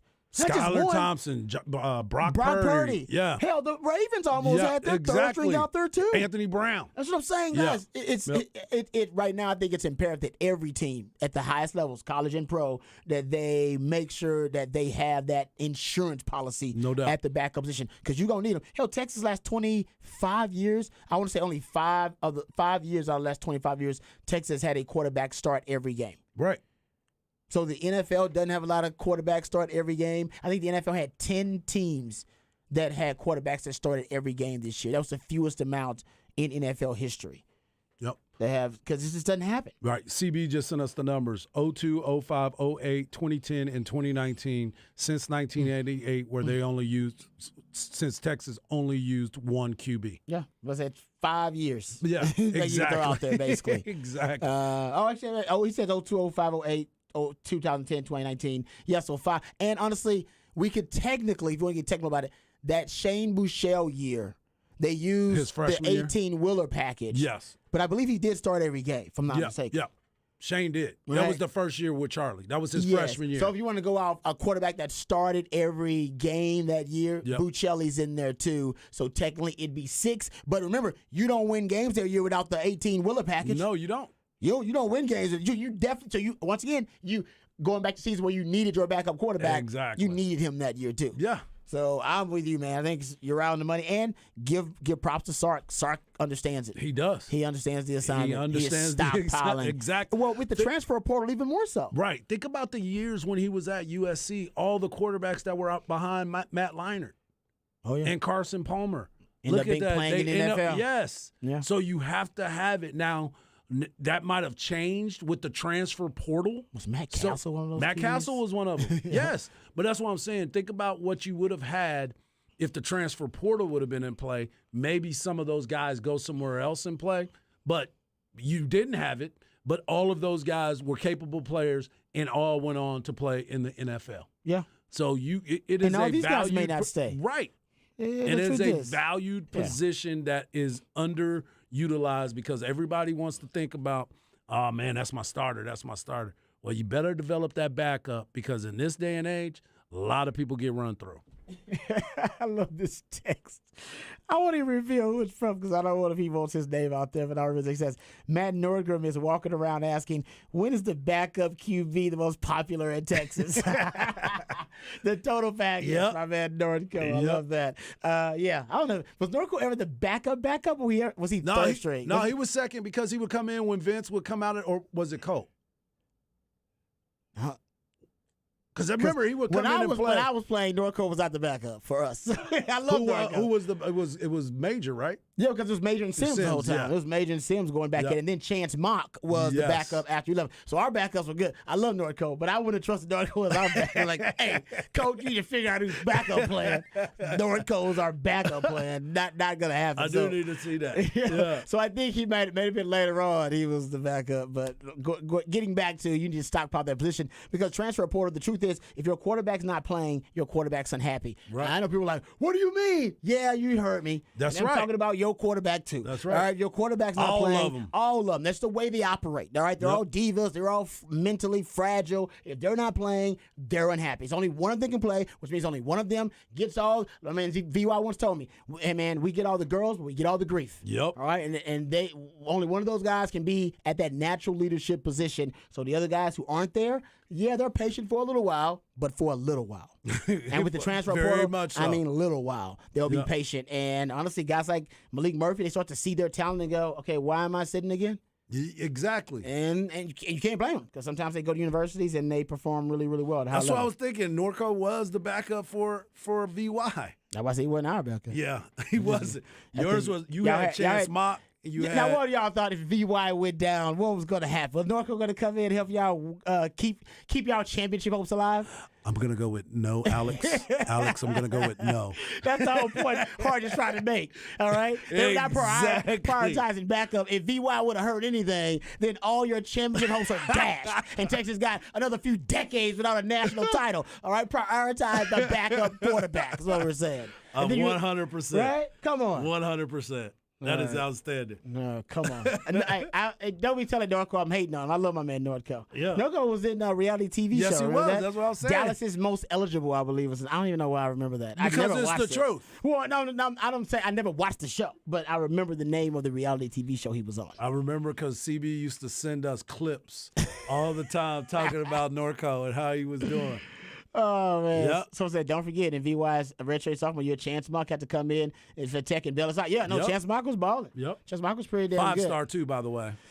Yeah. We had 3 5-stars in that Yeah. room when Sims, VY, and Chance Mock were all 5-star guys. They were in that room at one time, too. So other than right now, where everybody says that the talent level is probably at an unprecedentedly high level in that quarterback room, I would say back then that was probably another time where Texas quarterback room had an unmatched amount of talent in it. It was unconventional talent. It wasn't all arm talent. Sark is all Right. about the NFL arm. So, yeah, between Malik's arm, Quinn Ewers' arm, and Arch Manning's arm, you ain't going to beat that arm talent in there. Not many institutions and programs can. But in terms of just overall quarterbacking ability between Chris Sims and VY and Chance Mock, it's pretty damn good. Rod, you were correct, bro. I'm looking at this roster, and your 2002 team, you had Chris Sims as a quarterback, you had Chance Mock as quarterback, and you had Matt Norgram as y'all's quarterback. Man, he's third. 2000, yeah, he was. Yeah, I don't know if I'd trust it. I don't know if I'd trust it our future aspirations and hopes and dreams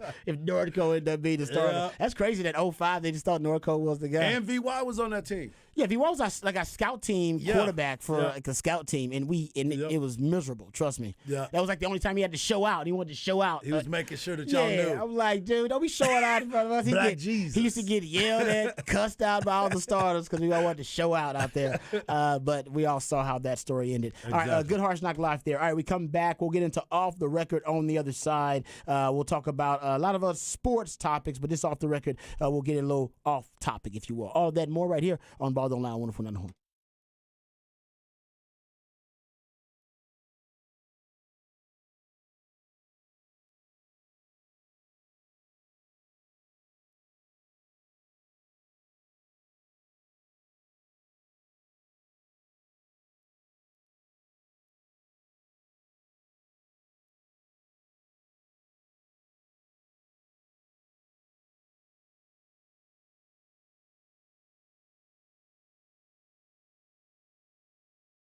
Hey, what's up, folks? Lifetime Longhorn Rod Babers here. Austin is a beautiful city, thanks in no small part to the skilled craftsmanship of Ironworkers Local Union 482. They've been helping shape Greater Austin since 1935, and as the city continues to grow and thrive, so does Ironworkers Local Union 482. They don't go to the office, they build it. You see the labors of their love all over this great city in iconic landmarks like DKR Stadium and the Pennybacker Bridge. And right now, my friends over at Ironworkers Local Union 482 are hiring for over 3,000 different people, folks. How about that? 3,000 different people they're hiring right now for a big project, and you can become a member of Ironworkers Local 482 and take pride in the type of teamwork and craftsmanship that helps shape the future of this great city. So you can maximize your potential and be your best self today by applying at ironworkers482.org. That's ironworkers482.org.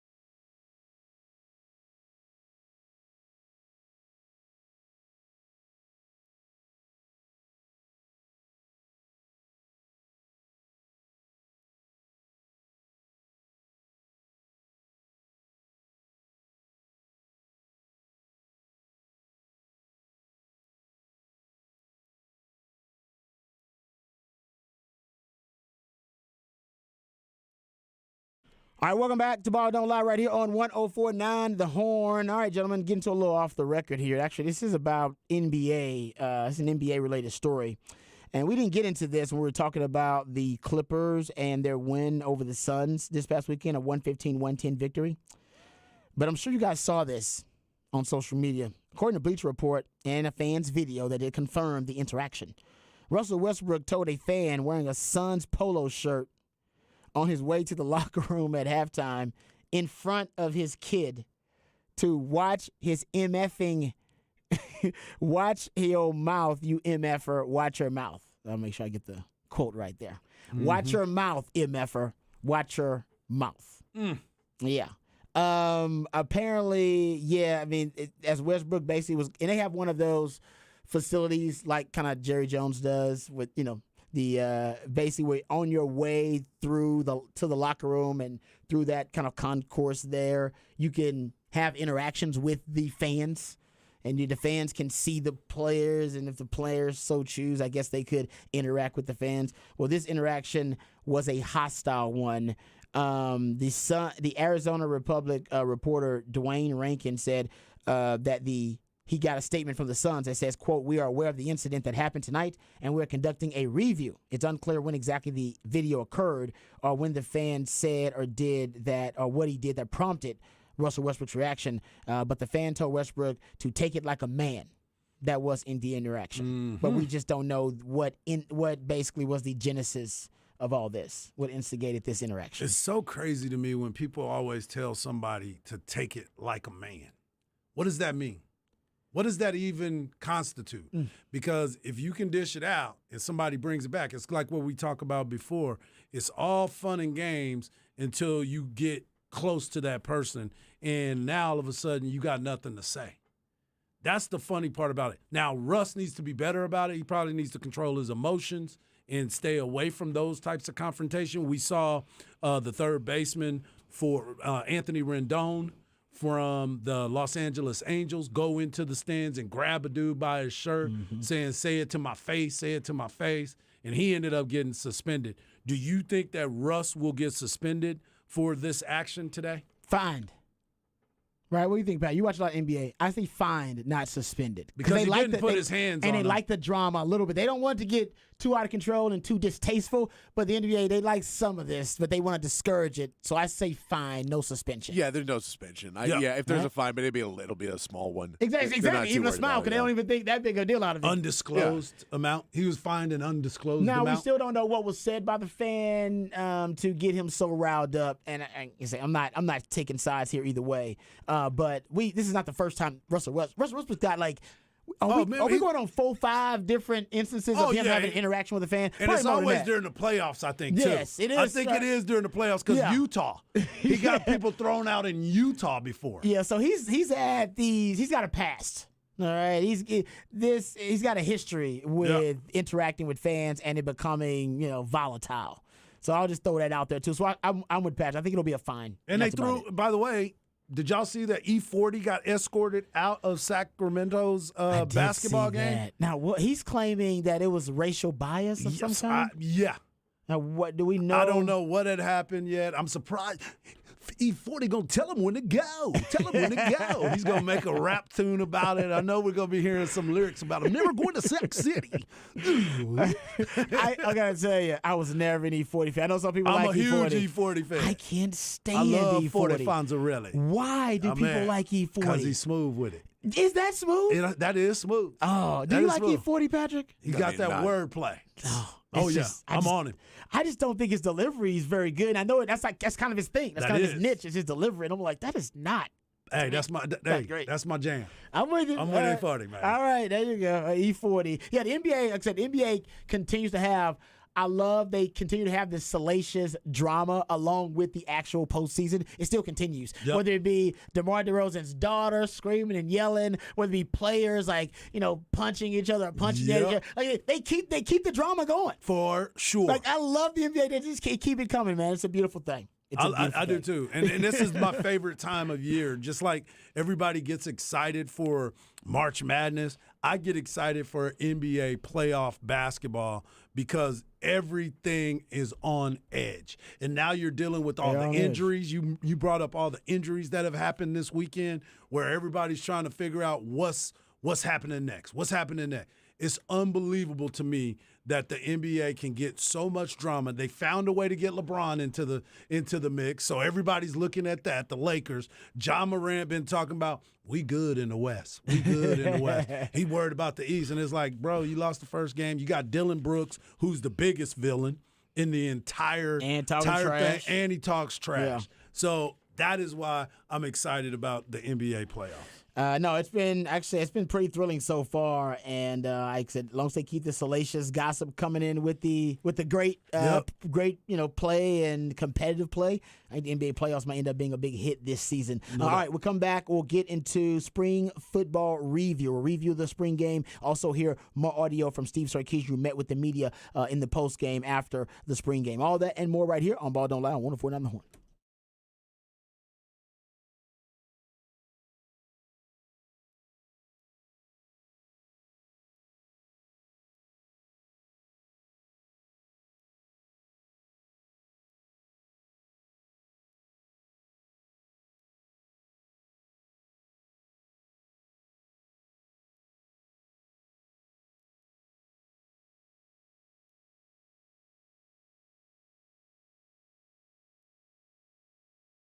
Hey, what's up, folks? Lifetime Longhorn Rod Babers here. I got to tell you something else that will make you feel real good. Also, that'll bring you the good times, like it always brings me. Is my favorite tequila, my go-to tequila. It's Hot Cat Tequila. The cat stands for cinnamon, agave, and tequila, and the recipe is just as simple and just as delicious. It's just cinnamon, agave, nectar, and tequila. That's why it's so light and so smooth. It's a tequila lover's dream, and if you're not a fan of tequila, well, Hot Cat Tequila will make you a fan of tequila. As a matter of fact, you ain't got to be a fan of tequila to love Hot Cat Tequila. It'll turn any event into a party, and every party feels like a celebration. So celebrate and turn up with Hot Cat Tequila. And once you try Hot Cat, you'll never, ever go back to that old cinnamon whiskey or that cheap tequila you were ordering rounds of when you were just trying to get the party started. So turn up your party with Hot Cat Tequila. As a matter of fact, this past weekend, I didn't have a party, but I did have some Hot Cat Tequila, so it felt like a party. Perfect way to pregame for the big game, concerts, festivals, or any night on the town with family and friends. And you remember, Hot Cat Tequila is best served cold for a quick round of shots or to sip on the rocks. So visit cattequila.com. That's cattequila.com to find a store near you that sells Hot Cat Tequila or to find a bar near you that serves Hot Cat Tequila. Toast and turn up with Hot Cat Tequila.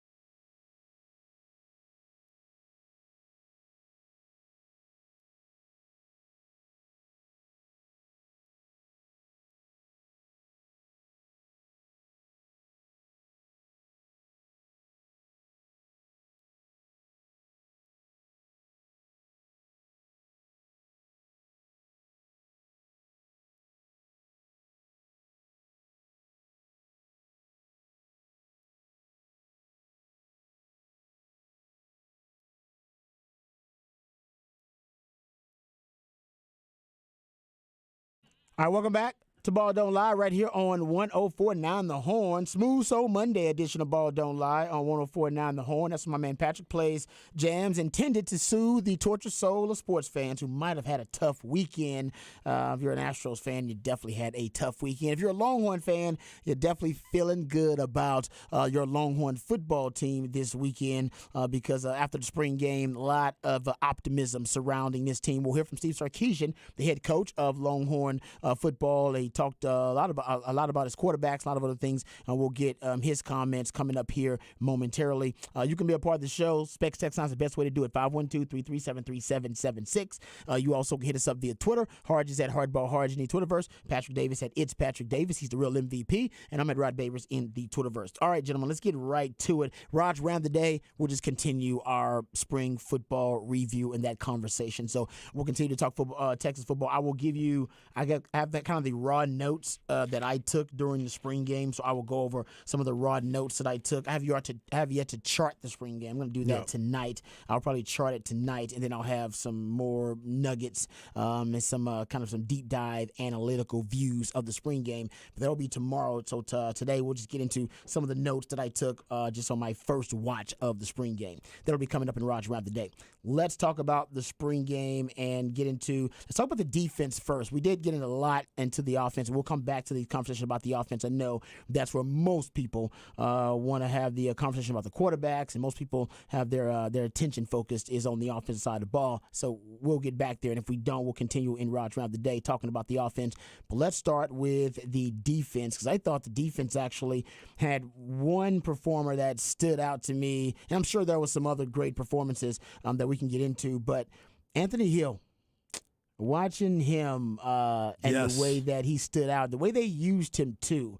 And I thought they would, at times just kind of put him exactly where they put Overshown as that pass rusher on the edge in that specific package. He seems like he's a natural pass rusher. Sark even brought him up when he was asked, who are your best pass rushers? He brought up Byron Murphy, and then he brought up Anthony Hill. That guy seems like a natural pass rusher. He looked natural.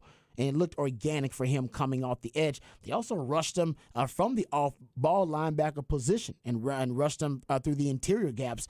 And I thought he looked excellent early on. His body even looks like he fits.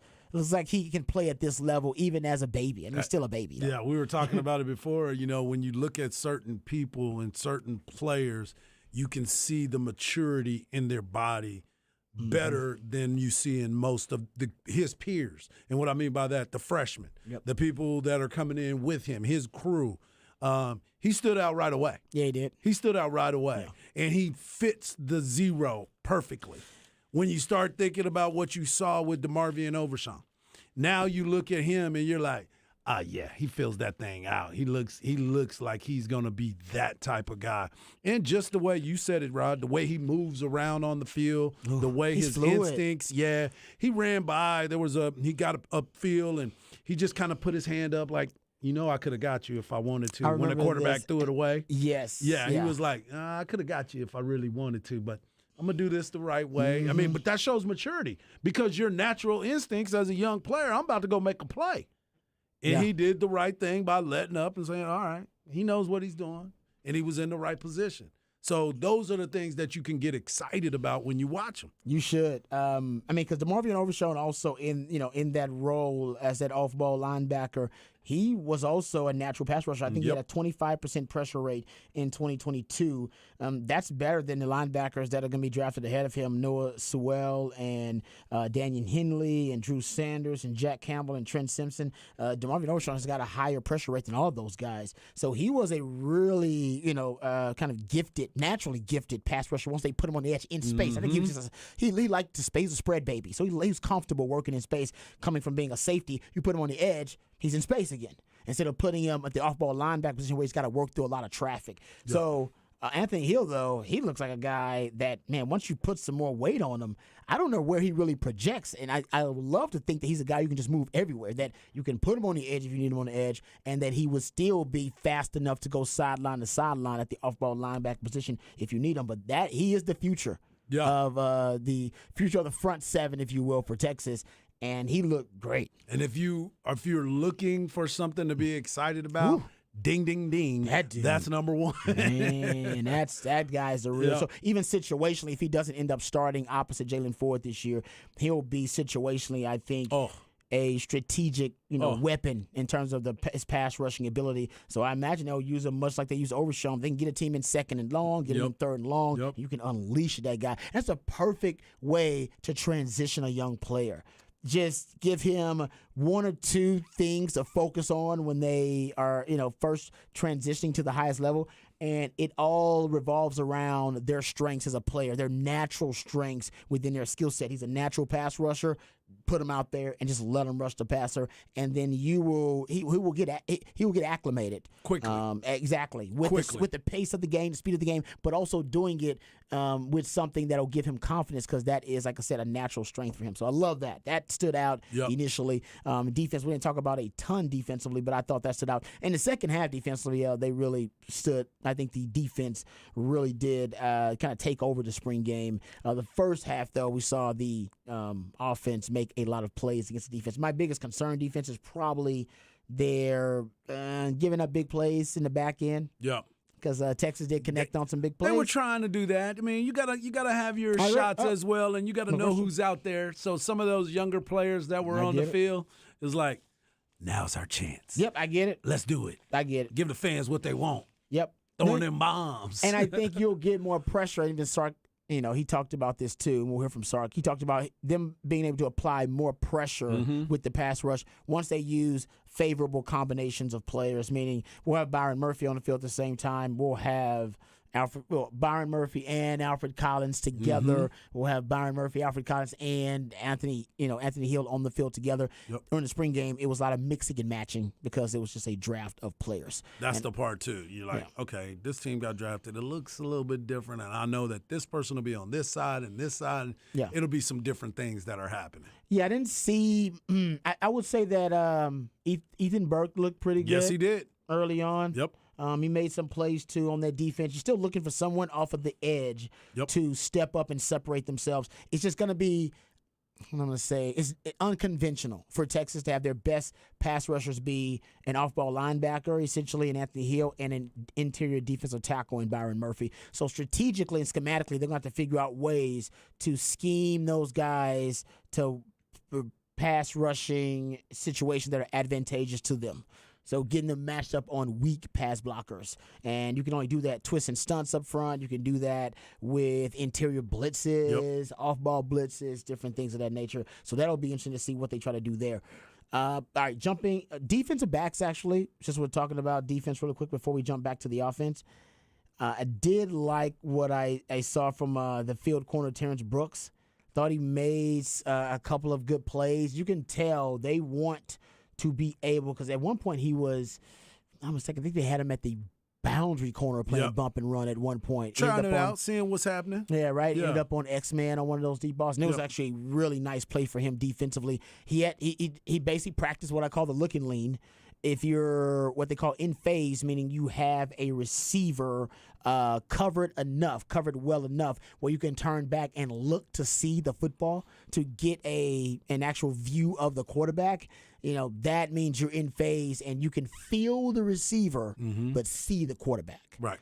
And that's exactly what he did. He was feeling Xavier Worthy. He could feel him, and he was looking and leaning. That's not pass interference. It may seem like pass interference. That's what Sark said. It's a loophole. He was like, there might have been a pass interference. Oh, no, it ain't. There wasn't. Sark's wrong. That's a loophole. If you're looking back at the football, and the look and lean never fails. If you're looking back at the football and you can feel the receiver, now, you can't be reaching out and grabbing him. No, you can't do that. All right, you got to still run Don't naturally. do that. That was and Coach Akeem had the perfect. You look and lean, and then you want to run with high elbows so that you can elbow that receiver. And you can feel him. You want to run with high elbows, boom. But you keep banging the receiver, you'll know he's right there. He's right there with you. And he'll get tired and try to push you. He'll try to push me, and it's going to be PI on him. Yeah, that's right. All right? That's right. But hey, I'm looking and leaning. Yeah, and I'm doing that's my part. Exactly. I'm the receiver now. Yeah. The ball's in there. I'm looking at the ball. That's mine. That was a beautiful play by him, and that's what you want to see from a lot of those DBs. You didn't see enough of that yesterday, but that was a great play. And he's my pick to win that field corner. I think Terrence Brooks ended up winning. His dad, remember, is an Aggie. Oh, yeah. Chet Brooks came up with the Wrecking Crew term, is what Chad told me. And he's the one who set the bounty out, sort of. It was Towel bounty on Tim Brown. So, Oh, yeah. the 12th man, he was sitting everywhere. He was like, man, y'all got to get that towel. Get that towel. That 12th man. Yeah. Because that was when them walk-ons were initially. He didn't even play in the game. He was hurt. Did he want to get it because he wanted it as a collector's item, or did he want to get it because he wanted to try to psychologically mess with Tim warfare. Brown? Yes. Because Tim Brown, everybody's famous for that damn towel. He's like, he's got to have a backup towel. No, they got that towel, dude. They got the towel. Did he have a backup towel? I'm sure he went back and got it because he got into a fight with the dudes. Yes, he was trying to get him out of his head. And he said he did not score. He did not do anything in that game against A&M. The secret was you got to take Tim Brown's towel from him, man. That's his right. strength is in his towel. That's right. That's right. Well, honestly, it just messes with his psychology. Exactly, because like you said, gotta baseball look player, he good. look That's good. right. But he's also, I imagine he wipes his hands off because Tim Brown didn't wear gloves. No. If I remember right. No, right? I don't Tim Brown think he would did because he got the tape on He his would tape his fingers up, and I think he would wipe his hands all the time on that towel. Yep. It was a big towel. Yeah, it was one of them flashy ones, man. It was like, no, the towel was huge. That was a QB towel. You're right. That's like a QB towel. That's like a bath towel. Man. What you doing? It's like, come They were on, like, man. they getting that towel. Supposed to be a face towel. You got a bad towel out there, man. Exactly. But you're right. And then I think he would just wipe his hands off. So he probably messed with his head. It did. Oh, that's interesting. That's pretty cool. But I like his dad. Actually, I got a chance to meet him. But he's also a footwork coach now. Yep. So this young man's got amazing footwork naturally. Like it's ingrained in him. He's programmed to have it now. He doesn't even think about it. It's muscle memory. A lot of DBs, you gotta work that footwork over and over again until it becomes muscle memory. Not him. Been doing it since he was a baby. So I'm a big fan of Terrence Brooks. I think he's gonna win that cornerback spot opposite Ryan Watts on that field side. Anyway, let's jump to the the offensive side of the ball. That's where all the conversation among the Longhorn Nation is, because they want to talk about the QBs, which we'll talk about too. But the QBs, I thought Quinn Ewers actually looked really good, and Sark did say that basically he removed all doubts that he was the starting quarterback. I don't think there was any conversation locally about who was going to be a starting quarterback for Texas. Everybody knew it was going to be Quinn Ewers, but nationally they were having some discourse about who's going to be the quarterback, and that was crazy. But Quinn Ewers ended up 16 of 23, 195 yards, 1 touchdown. Malik Murphy probably won the day, honestly. And not because he was better than Quinn Ewers or anything, but because it was surprising to see how good Malik Murphy was. I don't think people hadn't got a chance to see him, and if you hadn't watched his high school film, you probably thought it was more hype than substance. Not the case. Malik Murphy, 9 of 13, 165 yards, 1 touchdown. Arch Manning, 5 of 13 for 30 yards. He mostly just was running for his life. Yeah, exactly. And not his fault. It's just everything. He was basically drinking through a fire hose, as they would say. So everything was happening really fast for him. Everybody assumes Arch Manning will redshirt. But for now, it looks like Malik Murphy has the backup quarterback job, which Harsh talked a lot about in his Harsh Knock Life. Go check it out if you missed it. But he has the backup quarterback job firmly in hand, and Quinn Ewers is your starting quarterback. And I thought, Harsh, that he looked much more comfortable within the offense, and it seems like he's got now not only more familiarity with the offense, but he seems to now have the ability to, and I think started on the deep ball probably mostly, to anticipate a little bit better. Yes. The route combinations and when guys are going to come open. Yep. Now, I'm sure people can bring up times when he didn't anticipate as much, but the anticipatory ability of him, especially the wide receivers that he's got, if he can hit those guys on the move, talking about getting yak yards, make them yak daddies. Yeah. I think that's ideally what Sark wants. That's ideally what he had at Alabama, and he's got not Alabama-like wide receiving talent in that room, but you're talking about one of the best wide receiving rooms in the country. Some would say it is the best wide receiving room in the country. Like, it's in that conversation with Ohio State. Probably got the best. I don't know who's up there now, but they got the best. They always got the best. But they're being that kind of conversation. I like it. And like you said, when you sit there and you look at how this game was played out and the ability of all of these players and what you can have, it's going to be a good look for the University of Texas. I know Sark, he didn't really want to be gushing over all of the things that he saw this weekend, but you can tell, as you've been talking about this or last week, the confidence, the way he looks at his team. He feels like this team can be very, very special. He don't want to say it, but you can see the way he was talking about it afterwards. He's a very confident guy, and his team is showing that confidence as well. Yeah, it's interesting. He was asked about that. He said after watching the spring game, he was asked what he thinks the potential of this team could be this season. Here is Steve Sarkisian. I mean, like I said, I like our football team. We're talented. I think that we're together, and that's to me is more important than the talent. The fact that I think that the connectivity on this team, the culture that these guys have created with each other, they have a lot of fun with one another. It's the first time today I came into the team meeting and they were all singing a song together. 2 years ago, you could have heard a church mouse in here when I walked into a team room. And now they're actually having a lot of fun being a team with one another and appreciating the work that each of them are doing. And that comes from love. And the fact that that's where we're at as a team, that's going to help us overcome the adversity we're going to get faced with in the fall. But I definitely think we're talented enough. Now we just got to keep putting in the work and make sure we understand the whys of the things that we're doing and put ourselves in a position of where we're ready to go compete and compete at a high level with a full allotment of our 85 scholarships. All right. I like okay. him. They asked him what song later on the kids were singing. And You know who asked him that, right? who was that? Our man Corey Was Mose. that Corey Mose? He always looking for that. Look for that great That story. little story that little right there. nugget. That's right. That great nugget. He did. Okay, I'm gonna say that Sark did know the song. Oh, I'm sure he did. I'm gonna say Sark did not want to reveal the song because the song was probably not a PG-13 It song. wasn't Kumbaya. Yeah, exactly. Because imagine like thinking all your players sing a song. It sounds like, oh, that's a great, cool moment. You remember before the national title game for the women's national title game, they had the Iowa ladies singing a song, and it was something like a Disney movie or something. I don't know what they were singing, and they had the LSU girls singing a song, and it was like a straight gangster rap song or something like that. They were like, one of these are not like the other. So they were very different. I bet it was probably like some a gangster rap song of some kind. It's like Memphis doing Whoop That Trick. Yeah, exactly. That song's like, if I reveal that song and people go look up the song, they're gonna picture my team singing that song with the lyrics, and I don't want people to see that. I want them to know that they're so close that they sing a song together because they love being around each other, and it's one of those moments. It's a feel good moment for the locker room. It's a good culture moment. Yep. But if you think about the song they're singing and probably the words they're saying, you probably would have some criticism of that, and he doesn't want to deal with that. So it's I'm glad he walked the line. I'm glad he said, I don't know the song. You know the song. You know why I know he knows the song? Because when he heard the song, he asked somebody, what is that song?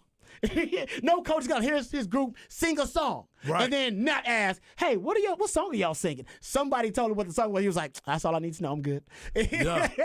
I don't want to know anything else. So, hey, I appreciate that, Sark. Let us know exactly what we need to know. Not too much. Remember he used to give up too much information early on? That's what I always say. He was volunteering too much info early on when he got here. And now I think he's learned. I'm gonna give him a little bit, but not too much. So Corey Mose was trying to get to. He was trying to get to the root of it. That's right. Corey, do you happen to know what song that was, Coach? He knows you, Corey. He knows you work really hard. You're gonna put up a great tweet with the song, and then find out from the players what song it was. He's probably gonna find out anyway. You know he is. He is. And Jay Witt's gonna tell him. But that's not as big of a story. It won't go viral like the coach saying it. No. And everybody listen to it. Jay Witt saying it. Oh, it's fine. It's a local story. Yeah. It goes national. And he's like, yeah, they singing "Whoop That Trick." He's like, what? Whoop that? What the hell? What? You know, he's like, yeah, you know about that. So good Playing job, Trick Sark. Daddy. Exactly. Because I'm a thug. Whatever it is, we don't need to know all that. That ain't our business. We don't. We just want to know, is the team close? Hell That's yeah, they're right. close. That's good. That's That means all they're we gonna need to win more know. games. That's I right. love that about That's Sark. Okay. A couple other things. Let's talk about the offense. We'll get to this obviously a little bit more in depth in Rod's Round the Day. But you noticed it, and it's the first thing you brought up to start the show.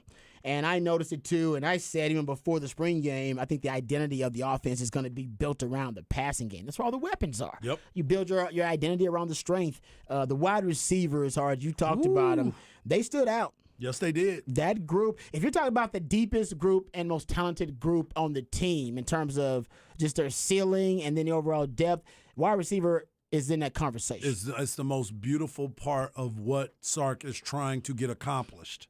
That is the room that he is really focused in on and really made the most movement with. We sit here and we look at over the years, and as we talked about before, you were probably you were going up against probably one of the greatest receiving corps at the University of Texas, besides the ones with Jordan Shipley and Quan Cosby and what they were capable of doing. But the wide receivers in your group that you were going up against every day were very, very special group. And you sit here and you look at what Xavier Worthy did his first 2 years here. Mm-hmm. Then you look at what Jay Witt has been trying to do. You go back to Devin Duvernay and what he did at this university in a situation where it was like, man, I didn't even know he had that in him till he moved to that position because of an injury. They were going to move him to the outside, and then he finally got to the point where he took over for little Jordan Humphrey and went crazy. But you look at this room and you say, where am I going to have my opportunities? Who am I going to have to get this ball to? And we were talking about it before about how Sark, when he was with Alabama, the room that he had and the players that he had in that room, they were all in the NFL. Majority of them first-round picks, too. So you start looking at that talent, and then you trying to stockpile your room with that type of talent. We got a glimpse of what A.D. Mitchell could be. I mean, that dude he made a play with one hand across the middle that I didn't even know he could get up that high to get, but he snagged it out of there. Then you see the stretch play with Xavier Worthy down the field. Jonte Cook, another weapon in that room that we still don't know what he's going to be yet. We got a glimpse. Color flash of it. Yeah. And then you had Moore. He got a play down the field, dropped it, but it's going to be all right. He was open, and you know that that's going to get corrected. So there's a lot of people that's going to be able to stretch the field like Sark likes to. Yeah. That's not even mentioning Isaiah Newer. Exactly. Who we haven't seen yet. Well, you're right. We don't even forget all about him. I hate that. Exactly. That seems like That's disrespectful, sad, but yeah, we look past him because that room is deep. Now you see why Brennan Thompson. Yeah. And they didn't have another And receiver, Jaden Jaden Alexis. Alexis. You see why those guys are He's looking like, elsewhere for a path to play. And Sark, he gets into this a little bit in this cut. It's a little lengthy cut, but I love toward the end of it what he's talking about with the overall team. So someone asked Sark, what were your goals? What did you want to accomplish during the spring? What were your priorities? What were your points of emphasis? And did you, in fact, accomplish those goals? Did you check all the boxes you need to check during the spring? Here's what Sark had to say. Yeah, I mean, I think, a few of the things were, the run game, how it was going to look, what it was going to feel like with some different runners. And even at that, we didn't have Jonathan Brooks and Keelan for the majority of spring. We got Brooks back kind of the last couple weeks. Naturally, from a coach's perspective, I don't want to call it experiment, but quite frankly, we experiment some in spring ball with schemes, with personnels, with some position changes. Maybe a lineman who was a tackle playing guard. If he was a guard, maybe he's playing the other guard. So we experimented with a lot of those things. And then obviously defensively too. You can take a few more chances throughout the spring knowing there's not as many consequences, right? Because you're not having a game to play. And I think we found out some things about us from a pressure standpoint to create pressures. A lot of these things I'm talking about, we don't show in a spring game. But in the end, I think the biggest thing we found out about our team is I think we have really good depth on this team. You can go position by position, and I feel very comfortable if the starter isn't in, the backup doesn't look much different. And I don't know, we haven't been in that space here my first couple years. We've been in a space where maybe one position was that way, but at another position it was like, man, if so-and-so goes down, we're in real trouble. Today, I kind of feel like if so-and-so goes down a position, which we never want them to, the next guy going in, we all feel very comfortable with. And I think that part for me was the thing that I got out of spring ball is that we have depth on this team now to where we have a very solid 2 deep and at some positions 3 deep where we're very comfortable with the players that we have. There you go. Love it. I think wide receiver position is probably the prime example of that depth. I mean, you guys, that's right. You're deep there, man. You're getting deeper and deeper with Jay Witt, X-Men, AD Metro combined for 15 receptions for 200 yards. And then it doesn't include Jonte Cook and his 79-yard reception that he had. And as Patrick mentioned, we won't even talk about Isaiah Neyor. Sark said he could have gone, actually. He probably would have been a green jersey guy. Exactly. But he's like, he could have gone, so they just want to be really cautious with him. And so and DeAndre Moore. I keep forgetting about the youngster. Yeah. Because Moore had a damn good scrimmage, too. That's, you're talking about 5'6" guys right there, potentially. And we don't talk about guys like Casey Kane and their development. So that wide receiver, I don't know if there's a deeper position on the team. No, I don't. Quarterback, maybe? I mean, but I don't know. Well, Man, yeah, but that's it's three. deeper than QB because It's Arch definitely ain't ready. deeper. I think some Jonte Cook might be ready to go already. I think Jonte is ready to Yeah, go. and Arch ain't ready to go. Arch No. will be one day, but he ain't ready to go Yeah. yet. Those wide receivers, they ready to go right now. They can play right away. Yes, if you had to put them out there, I don't think you're gonna miss much. And in Sark's system, I think it is a wide receiver friendly system. Yes, it is. That's why I think That's why I think they can attract a lot of wide receivers via the recruiting and via the transfer portal. Because once they look at that system, they know that it is a wide receiver friendly system. What Sark calls break to daylight. Yes. That's the philosophy for all his wide receivers. Throw mainly. me open, and Pretty I will much. make something happen. Yes. All right. We come back. We'll get into Raj around the day. I'll go through my individual notes on the spring game, the conceptual signatures that I noticed from Steve Sarkisian during the spring game. He's dropping some clues. He's dropping some hints about what the offensive identity may be next year, and I'll tell you about some of the ones I picked up on right here on Ball Don't Lie. Wonderful on the Horn.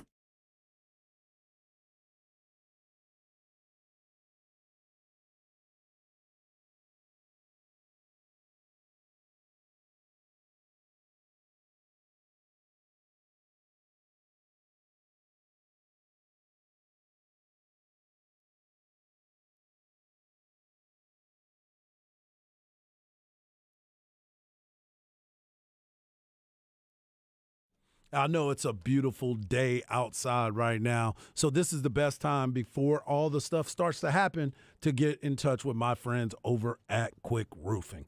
Let me make sure that you understand that Quick Roofing has a free, no obligation inspection. You don't get on your roof enough, and I know that you haven't even thought about it at all in a very long time. So please do yourself a favor and have my friends over at Quick Roofing give you that free, no obligation inspection. If you decide that your roof needs some work, you get a 7-year workmanship warranty. Quick Roofing is fully insured and have all state and local licenses. Quick Roofing doesn't even require any money up front until 100% completion and, of course, 100% satisfaction. Quick Roofing doesn't even require does require a project manager on every job site, ensuring that you, the customer, get everything that you were promised. So what are you waiting for? Reach out today and get that free, no obligation inspection. Go to quickroofing.com today. That is quickroofing.com.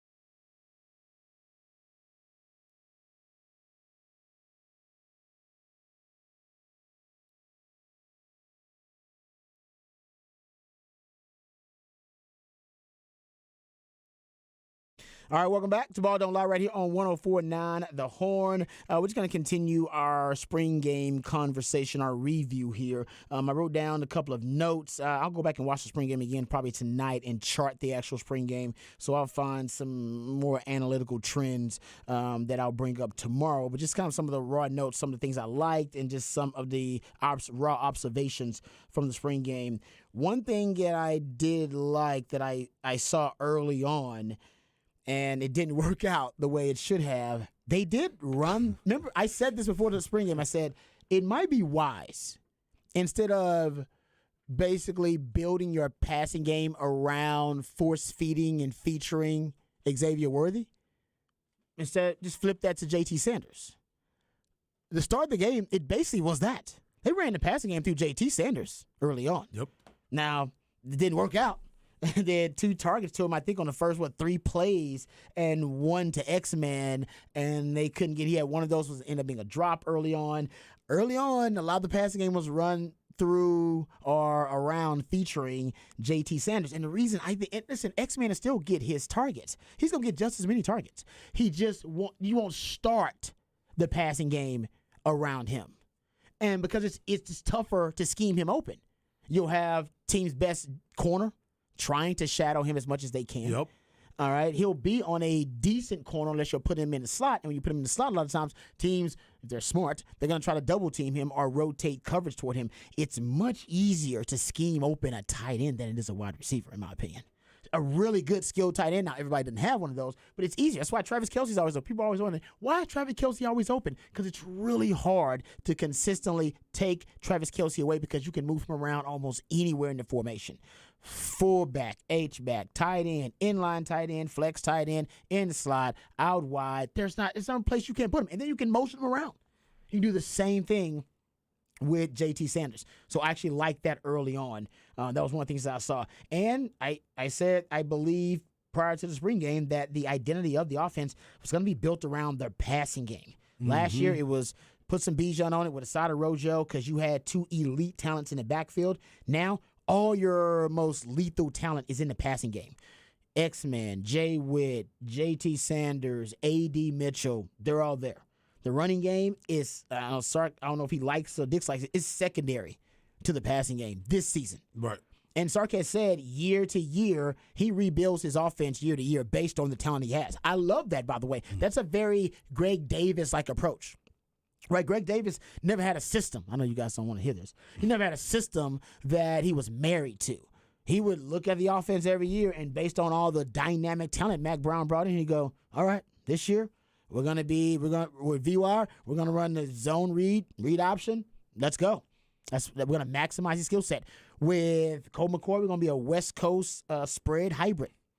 He probably screwed up the Chris Sims one because they were pro style, and they probably should have been spread. They probably should have been spread before everybody else with Sims, but I digress. And they messed up with Garrett Gilbert because they tried to make Garrett Gilbert go to a pro style when they should have been going more of the spread. Right. Every time they screwed up, they try to go pro, and they should go spread. I don't know. Anyway, but I digress. They always mix that one up. They always mix it up for some reason. Yep. But I digress.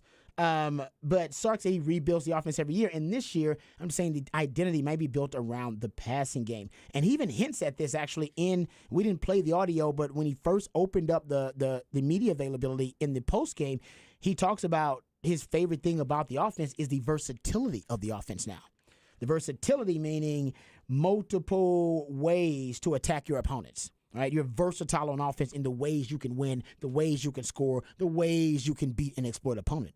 And I think he's right about that. Now, he probably puts the running game as a part of that. But to me, the run game is like way down on that list. You look if I'm a defensive coordinator going up against Texas, in terms of the things that are keeping me up at night, the run game ain't one of them right now. JT Sanders is. That's a problem. X-Man is. Yeah. Jay Witt is. Although a young John Tate Cook one-on-one with my guys, with your third best cover guy, that would give me headache and keep me up nice because that could be the game breaking play that could end up being debilitating to my defense. So I think Sark's gonna build this offense around the passing game. That's the identity. but the Kim Kardashian, Nicki Minaj, Serena Williams size, Cardi B size, Megan Thee Stallion size. But if you're gonna build the offense around the pass game, which is great, by the way, your next level generational talent at quarterback also can be weaponized in the passing game, right? He's not a dual threat quarterback. You got to open up the passing game to really get Quinn Ewers close to reaching his ceiling. And if he gets close to his ceiling, then watch out. This offense is going to be electric and prolific. I mean, it may be one of the best in the country. It still may be one of the best in the country. I was going to say, if we he's were reaching hoping his ceiling, that. Yeah. you might be talking about it could be in that kind of conversation at being one of the most dynamic passing games in all of college football. But you got to build in fail-safes. And what I mean by fail-safes is if you're going to make the offensive identity a passing game, then you have to assume that you're going to go up against a team with a really dynamic pass rush that is going to be able to overcome your pass protection. How do you still make sure that your offensive identity isn't taken away, all right, isn't canceled out when you go up against an elite pass rush? Well, Right. Quick game. Getting the ball out quickly. Something I saw that I liked in this game that I think they'll do more of. They just saw a little bit of it. One of the conceptual signatures that they did go empty a couple of times I think it's more in the second half that I see them go empty.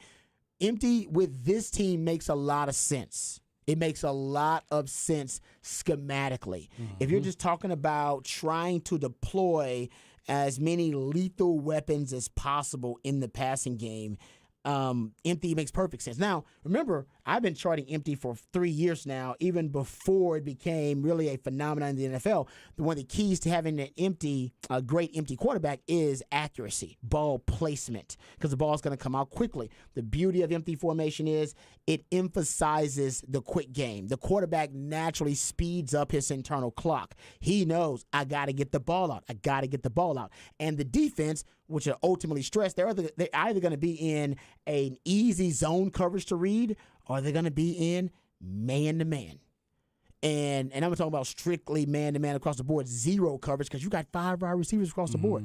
So all you got to do is pretty much, it really cleans up the pre-snap read for your quarterback, because you're not going to have really evolved pre-snap disguise shells to deal with when you're facing empty. Why? Because defenders like myself, you cannot afford to sacrifice your alignment and your assignment for disguise. Your coach will dog cuss you on the sideline. Hello. You were trying to fool the quarterback with pre-snap shell disguise, so that's why you were out of position and gave up the post route? No. Right. So every empty formation, every defender gets immediately in their position. Alignment, assignment. You have to. You can't afford to be out of position when that ball is snapped. All right, in empty formation. So you get rid of the pre-snap shell disguise a lot of the times when you're going up against information, because the defense is so stressed about it.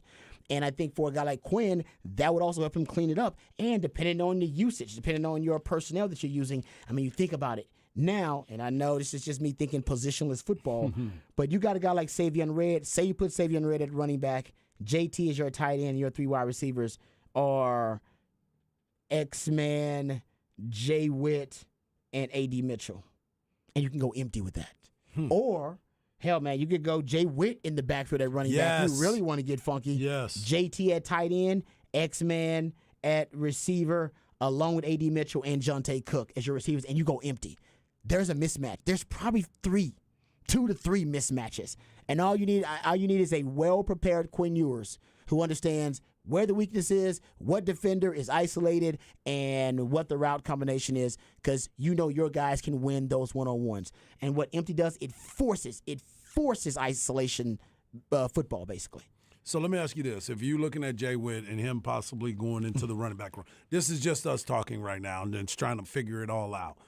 Do you think the running game would be more effective with him as a running back? No, it's not about the running game. No, but I'm asking. It won't be. Okay. No, he's not that kind of. He's losing weight. He literally has lost 10 pounds to get lighter. Yeah. So it's not. It's really just about supplementing, supplementing the running game with, I guess, an extension of the running game, right? Which is basically the quick game. Yep. Right? You want to extend. That's what you've been talking about that for. It's just a quick game. Yeah. All right. It's just your quick outs, your quick slants, your hitches. That's an extension of the running game. Your flare routes, your running backs, all that kind of stuff. And that's all empty is. It's all empty. Emphasizes, and that's why I think Quinn would be really good at it. He wasn't great at it last year. He was okay. I think he would be excellent at it because now you have better weapons across the board. Yep. And like I said, if teams are going to play you straight up, then that's even better. But if they decide to double JT or double X-Man, then you have one-on-ones everywhere else. So I think you're going to see more empty this year. He didn't do a ton of it in the spring game, but I think you're going to see more of it just because it makes sense. And for those who are about to say, hey, Robbie, what are you talking about? Empty formation. What if they can't pass protect? All the stats that I've done with Texas football over the last 3 years in empty formation show that the sack rates actually drop in empty formation. Because the quarterbacks are getting the ball out. They're not going to hold the ball. Quick. Or if it was Casey Thompson or Hudson Card or Sam Ehlinger, they could scramble. Yeah. So they added another +1 element in the running game because they still had the run game out of empty. When Bam Bam Sam was in empty formation, it was deadly because teams still had to keep a spy in on Sam. Mm-hmm. And then they couldn't double team all the wide receivers because you got to choose what to do with your +1 on defense. And he would scramble and make tons of plays out of empty formation, run the football. And Texas in 2020 averaged 9.6 yards per play out of empty. In 2021 averaged 8.8 yards per play out of empty. Both sack rates went down both years out of empty formation. Your explosive play rate is probably closer to 20% in empty those 2 years. Now, I said last year dropped off a little bit because you had an erratic quarterback who was regressing. I think this year those numbers could go up because I think you have a mature quarterback, a more veteran quarterback, more comfortable quarterback, and you got better weapons across the board. So if I think you'll see it this year more because it was so successful for them. Hell, and I know Sark watched film of the last year with Tom Herman in 2020 and in 2021. It was easily the most successful concept for Texas those 2 years. And there's a reason that in that Super Bowl with the Rams, and the Rams won versus the Bengals, those two teams led the NFL in empty formation rate in the NFL because they had two quarterbacks who were accurate. Right. You had Matt Stafford, who was really, really accurate, and Joe Burrow, really accurate. That's what he did a lot of that, matter of fact, at LSU. And if Quinn is accurate, that's the thing. He's got to be accurate. The footwork. He's got to work for you to do that, but it will get the ball out quick, and I think it would kind of speed up his internal clock. All right, one other thing, too, I think you're going to see a lot more RPOs. Sark wants to be an RPO-based offense. He talks about this all the time. He wants to be an RPO-based passing game. And at Alabama, he was leading the country in RPO rate. That dropped off at Texas because he wasn't really comfortable and confident with Casey Thompson and Hudson Card with their manipulation of the mesh point with the RPO. He thought it was way too much for them to have to, kind of reconfigure their hand placement on the ball. So he didn't really feel comfortable with them running a ton of RPO. They ran some, but not as much as he would have liked. He's going to let Quinn Ewers run more RPOs this year just based on what I saw in the spring game. They ran a lot of RPOs in the spring game. And the RPO is basically a combination of the quick game and the run game. Right. Essentially, it's both, right? It's a truth that tells a lie. It's both. So you want to emphasize the quick game, getting the ball out, but also still have the running game and make sure you have the numbers advantage. The RPO is a great way to do it. So I think Sark this year is going to re-emphasize the RPO and now become an RPO-based passing game. And a lot of your deep shots will come off the play-action passing game. And I think 50% of his deep shots all come off a play-action pass last season. That's going to continue. But I did see a lot more drop back, too. In this past game, in the spring game. All right, so that's some of the notes. We'll get some more of those tomorrow when I do a rewatch of the game and start charting some of those trends. All right, come back. We'll get into Off the Record on the other side right here on Ball Don't Lie on 104.9 The Horn.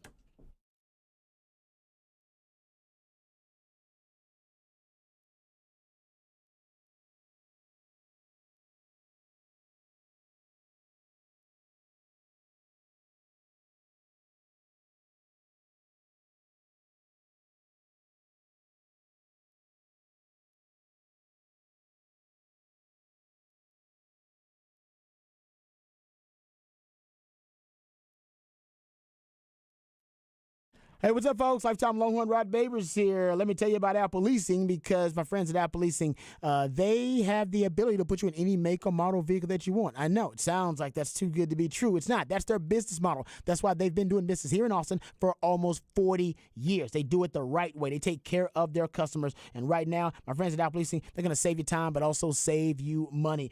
They right now can help you get the price you want, the payment you want on the car that you want. And all it takes is one phone call or one click on Apple Leasing's website. website, and you'll get a quote on any make or model vehicle that you want. They can even give you an estimate on the value of your trade-in right over the phone. Apple Leasing's simple interest, easy lease allows you to have a lot more flexibility, which is going to give you more possibilities and options to help you find a vehicle that fits you best, but more importantly, the vehicle that fits your budget best, because inflation is out of control. It's through the roof. It's never been more expensive to buy a new car, buy a used car, buy anything for that matter. So leasing makes more sense than ever. You're only paying for the part of the car you're actually using. So call Apple Leasing today at 512-346-9977. That's 512-346-9977. And let them see how much money they can save you. They get all the same discounts and all the same incentives that the dealers do, except my friends at Apple Leasing, they pass those savings on to you, the customer. So give them a call, 512-346-9977, or visit appleleasing.com. That's appleleasing.com.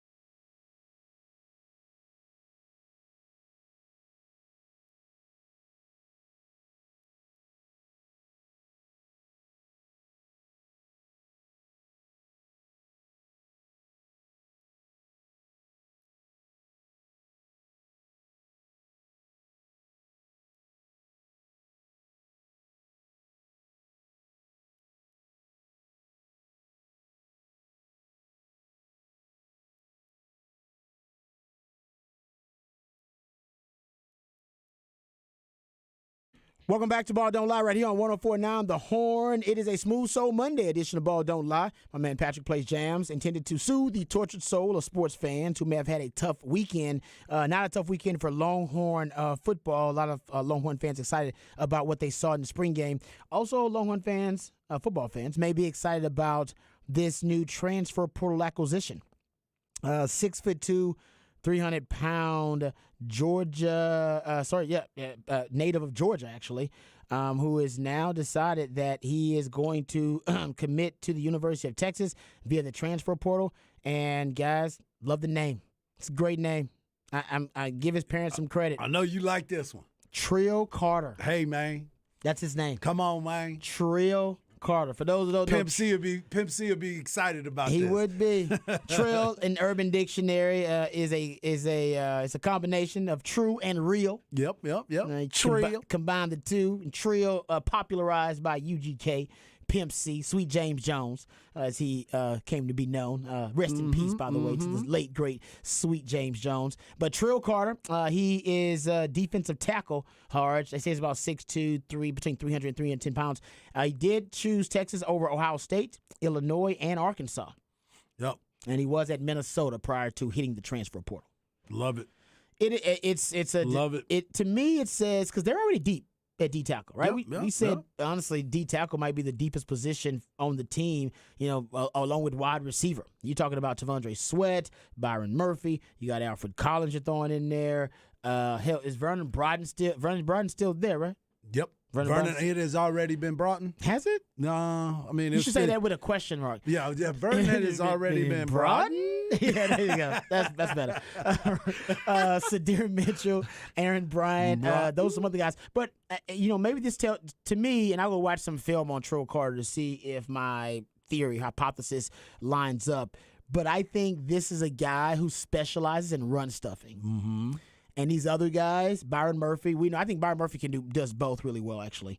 But guys like Tavondre Sweat, even Alfred Collins, those guys have been, I say they've been complimented with being disruptors, but more guys who create pressure and collapse the pocket as pass rushers. Now, I think Tavondre Sweat also can be that guy that can do both as well. But I do think they want a player who kind of specializes in run stuffing as a run stopper. Remember, I told you guys the NFL is like this too.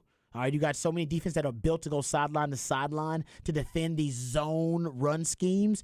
Well, every now and then the counter for an offense, when you are really good, when you got a lot of speed and you have a really good defense designed to stop that sideline to sideline run scheme that the zones present to the defense, they want to go counter, they want to go power, they want to go gap run schemes right at you.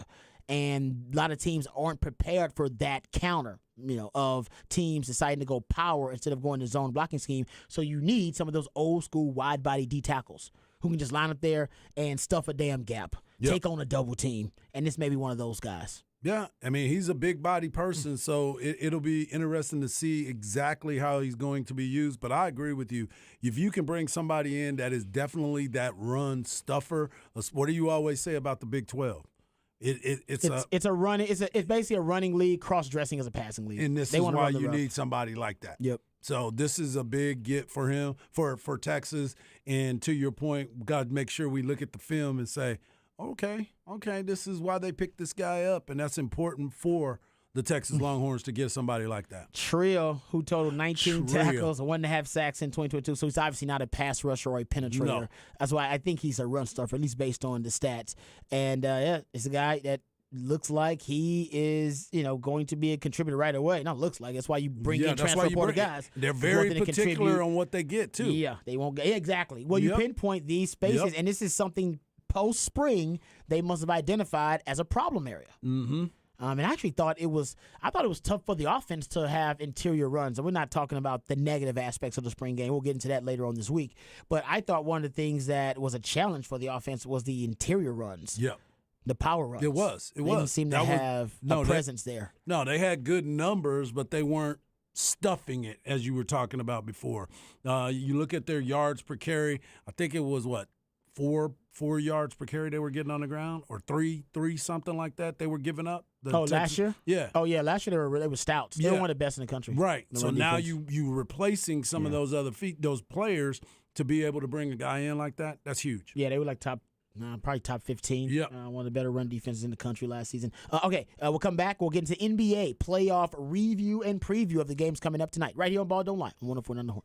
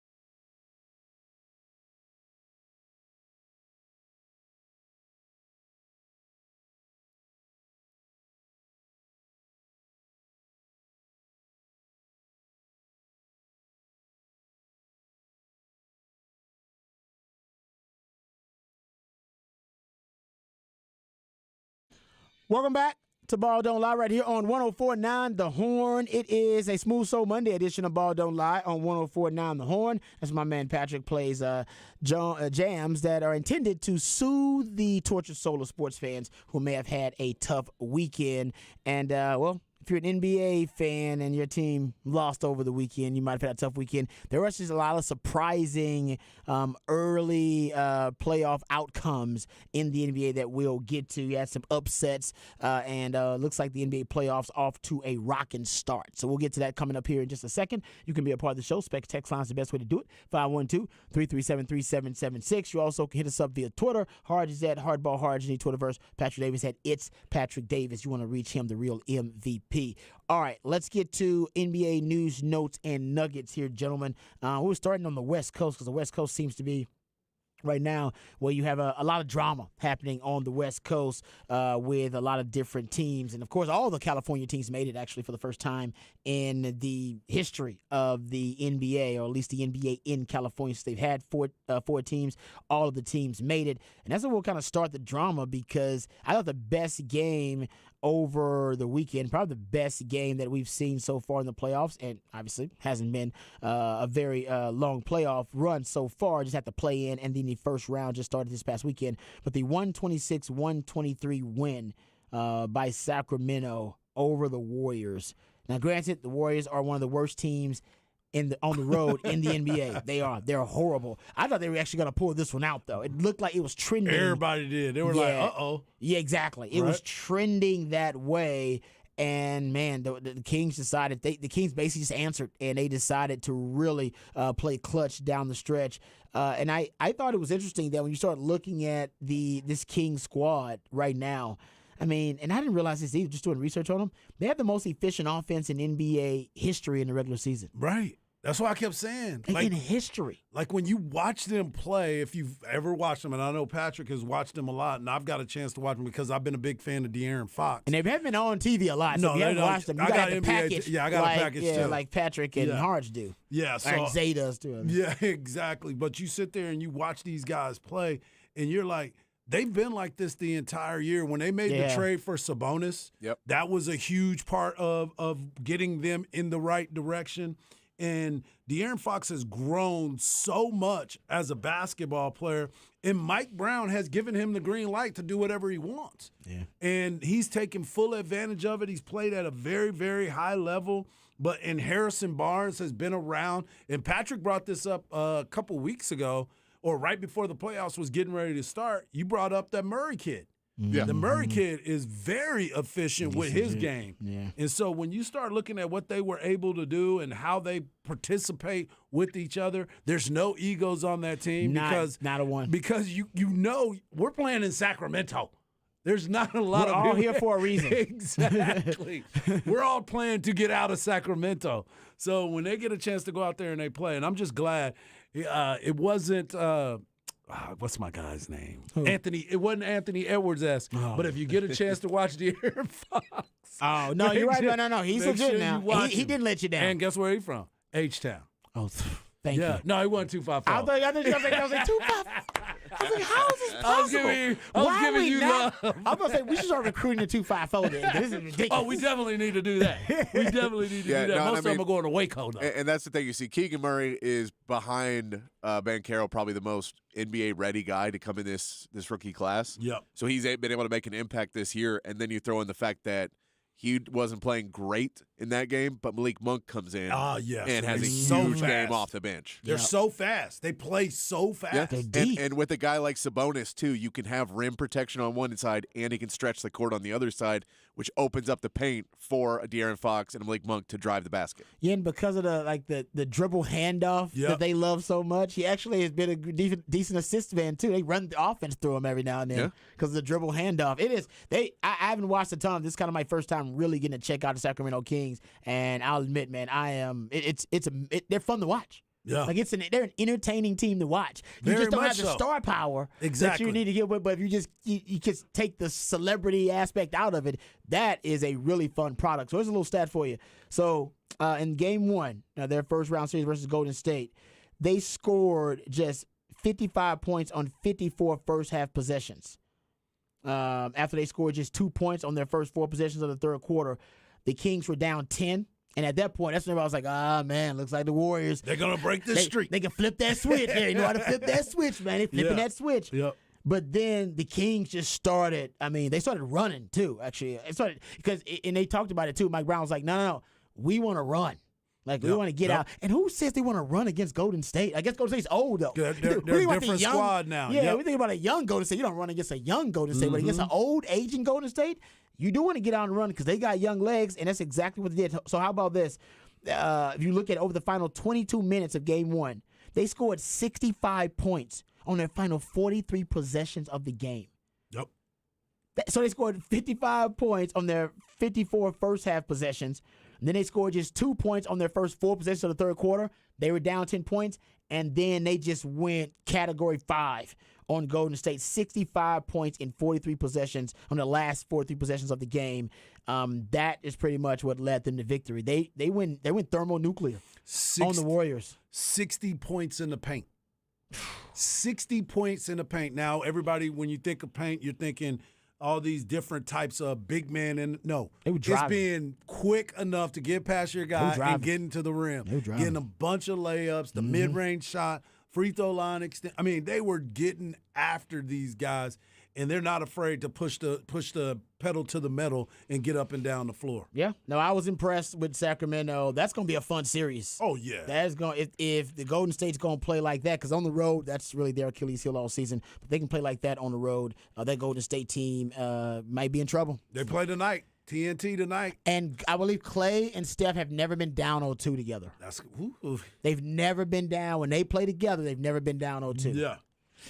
So, well, I mean, those are two of the best to ever do it. You know, exactly. They're the champions. So, I mean, they'll figure out a way to shoot it. That's right. They ain't no easy feat. But shout out to Mike Brown. Mike Brown being part of the Golden State Warriors staff for the past couple of years and then going over to Sacramento and changing that entire franchise. As we talked about, they're 23-18 at home. They get to light the beam when them wins that they get, which I think is pretty doggone cool, man. I saw it. Okay, I finally saw the beam. It does shoot up pretty high. Yeah. Like no, they were showing it earlier, and it's like you can go back further and further. You're like, oh, you can see it from the whole city. Yeah, so I was like, it looks like a bat signal kind of thing. That's you can like see the tower. Yeah, no, it is. I thought it was like a little beam. Like, no, they spent some money on that. Yeah, they did. They did. And that's coincided with their success, monumental, historic season. That's so now the beam is everything. Oh my goodness, I'm part of all that purple out there, dog. That's what it's about. No question. So Sacramento keeping it going, and you're right. That's going to be a good game tonight to watch because Sacramento they really are. It's kind of house money they're playing with because they're young. They've never really been here before. I don't think. Anybody on that squad? How many guys on that squad have made a playoff run? I think the only one. I don't know if it's actually a run. They probably just been in the playoff. Yeah, I think Sabonis, right? Sabonis got to be down. Sabonis probably did it. Harrison Barnes has probably done it before. Because he was with Golden State. Trey Lyles played for the Spurs, so he has done it before. Herter was on that Hawks team that was good. So they have guys that have a little bit of experience, but not to this point. No, but their big guy De'Aaron Fox is not. Like that was his first playoff game. And he was like up there. He didn't set a record, but he was like in the top 5 all time in points scored in their first playoff appearance. Yeah, with 40. First playoff or 38. He got 38 points. And Malik Monk came off the bench with 32 points. They are so fast with the basketball. They're deep, they're fast, and they're like I said, I never thought I'd say it. Sacramento's fun to watch. Exactly. We just hadn't watched a lot of them. They don't put them on TV a lot, and maybe they just weren't real believers in Sacramento, but some really fun product. All right, let's go to another West Coast team, the Lakers. Also surprised, and this may be the biggest surprise, but when you start thinking about how the game played out and Ja Morant dealing with the injury, by the way, he's not the only star in the playoff dealing with an injury. You also have Giannis Antetokounmpo, the Greek freak. He's dealing with a back bruise, like a lower back bruise, like almost a tailbone bruise. I think he fell like on his tailbone. No structural damage or anything, so the X-rays came back, essentially from that perspective, as good news. But he's going to be dealing with the bruise for a while. So I think it's just a swelling and then pain management after that. Yeah. But anyway, getting back to the Lakers. The Lakers, the reason they beat Memphis 128-112, the Ja Morant injury really changed the complexion of that game. Memphis is one of the best. No, actually, they are the best home team in the NBA. If you're looking at home record, they're 35-6 at home during the regular season.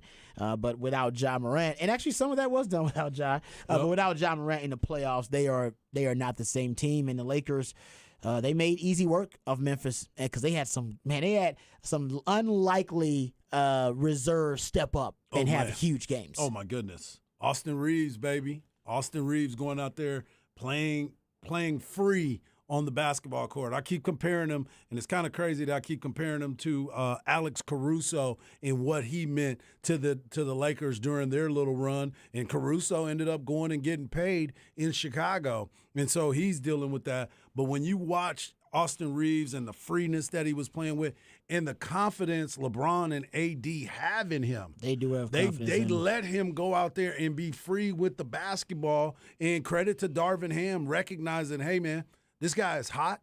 We're going to use LeBron as a decoy.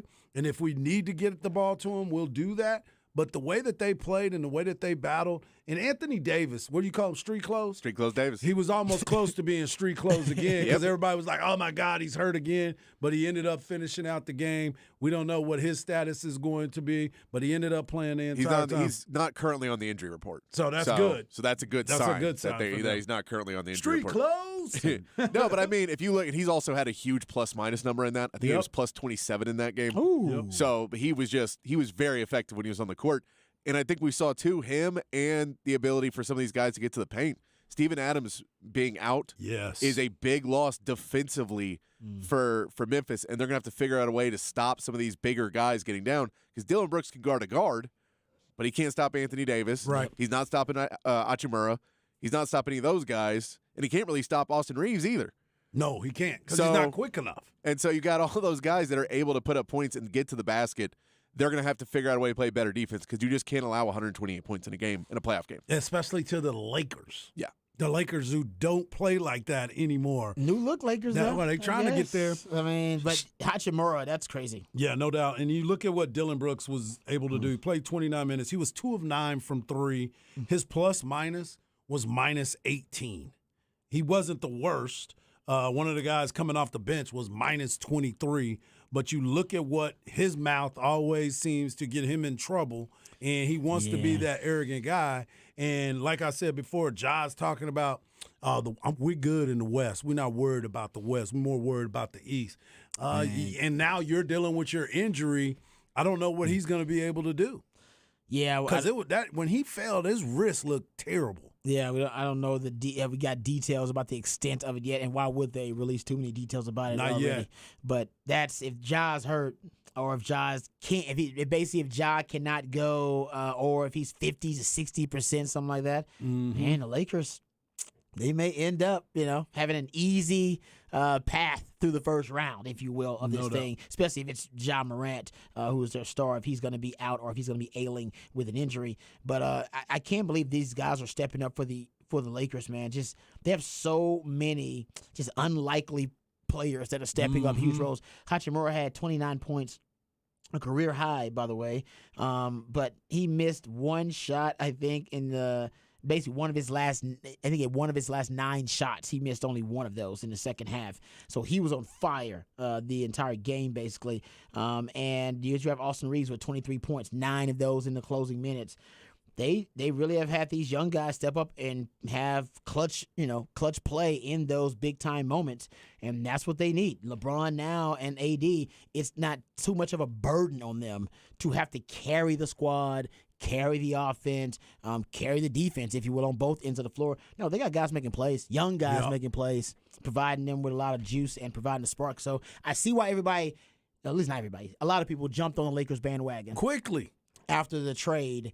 And the trade, they did make all the right moves. I mean, they look like a different team altogether than they looked to start the year. So Lakers get a big win to start on the road, to start the playoffs, 128-112 win versus Memphis on the road. Also, the other LA team, the Clippers, got a big win. We talked about them earlier.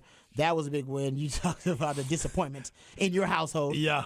On both, there was happiness and there was tears on the other one. Yeah, the yin and the yang. That's right. That's right. That's right. But yeah, the Clippers beat the Phoenix Suns. Yeah. And it was mostly because Kawhi Leonard, and we haven't been paying a ton of attention to Kawhi Leonard, or at least we haven't talked about it. You guys, I know, watch a lot of NBA. We haven't talked about it a lot. He is now playing at top 5, top MVP 3 level. Yeah, top 3 type player levels again. Yep. And maybe times it out perfectly with all the different ways that they try to save him for the playoffs and any load management, all that kind of stuff. Whatever they're doing, it's working. Right now, it's working. Tyronn Lue has done a good job of, like you said, managing him. You're looking at it. Playoff Paul ain't there. Playoff P is not even playing and may not play this entire series. And they were able to get it. And for Kawhi, it looks like that load management throughout the year. Now he's playing every minute, almost every minute of the game. He gets in, and then he'll take a quick break and then go right back into the game, which is very impressive, especially for a guy that didn't look like he even wanted to play basketball a few years ago. Yeah, well, he's playing now. Man, he can shoot. Man. He's shooting. Well, since the All-Star break, shooting 45% from 3-point range, 54% from the field. Suffocating defense too.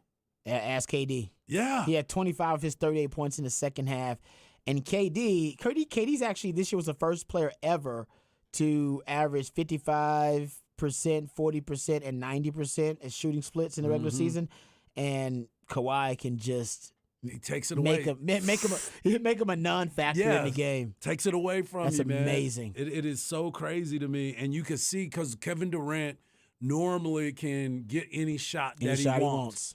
Not against Kawhi, and Kawhi's so physically big, and his Strong. his wingspan is so much, and it's like, golly, you can't move the way you want to against him. No, too long, too rangy to get around, Yep. and by the way, the basketball IQ, because he spent so much damn time with Pop, is now through the roof as well. Yeah, and I mean, and then you also throw in the fact that this Phoenix team had to give up players to get Kevin Durant, so they don't really have any depth anymore. And we saw that when the Clippers started to put in their subs, they just started to get away because the Suns were getting tired. They were, you get frustrated because you're getting guarded by Kawhi Leonard pretty much the whole game. And the Clippers are able to put some fresh guys in, run the ball a little bit more, and get some easy shots up and gain the lead there. When they brought in Ish Wainwright, I was like, come on, man. This dude was a football player at one point in his life. He was like Rico Gathers. And now he's over there. I mean, he's got a lot of physicality, but to Patrick's point, he can't run with those guys. When they start to get up and down the floor, he's not the answer. And when they see him come in, that's exactly what they started to do. They started to get up and down the floor.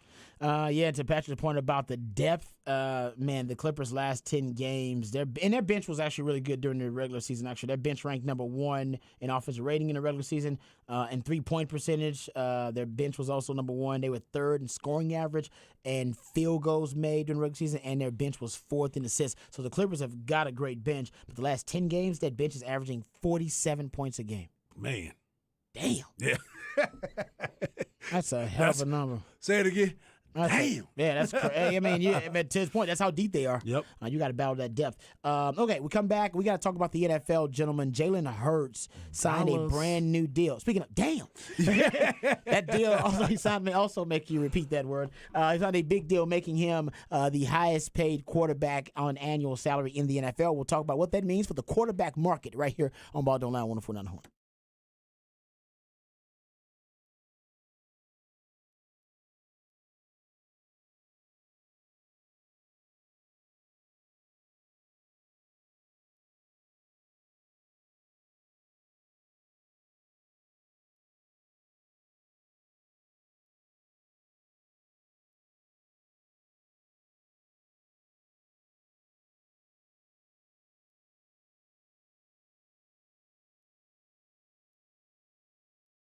Hey, what's up, folks? Lifetime Longhorn Rod Babers here. Let me tell you about Dr. Greg Eckert and his great team. They are an all-star team, and right now you need to reach out to Dr. Greg Eckert if you have any concerns about your dental health or hygiene, because his team, they can help you out with anything. Matter of fact, if it's dental anxiety, they can help you out with that as well. But general dentistry, teeth whitening, dentures, porcelain crowns, veneers, dental implants, full mouth reconstruction, even root canal therapy, whatever it takes to ensure you're getting the best quality dental care available. That's what Dr. Greg Eckert and his team are all about. As a matter of fact, I need to reach out to Dr. Greg Eckert because I need to go see him because I need a checkup. It's about that time. It's about that time for you as well. So reach out to Dr. Greg Eckert today. As a matter of fact, you can reach out to him if you've been told that your teeth need to be replaced or if you've been recommended for dentures. He has now a revolutionary technological advancement that allows him to give you a brand new smile in just one day. I know it sounds too good to be true. It's not. It's just Dr. You. We're talking about no time spent without teeth.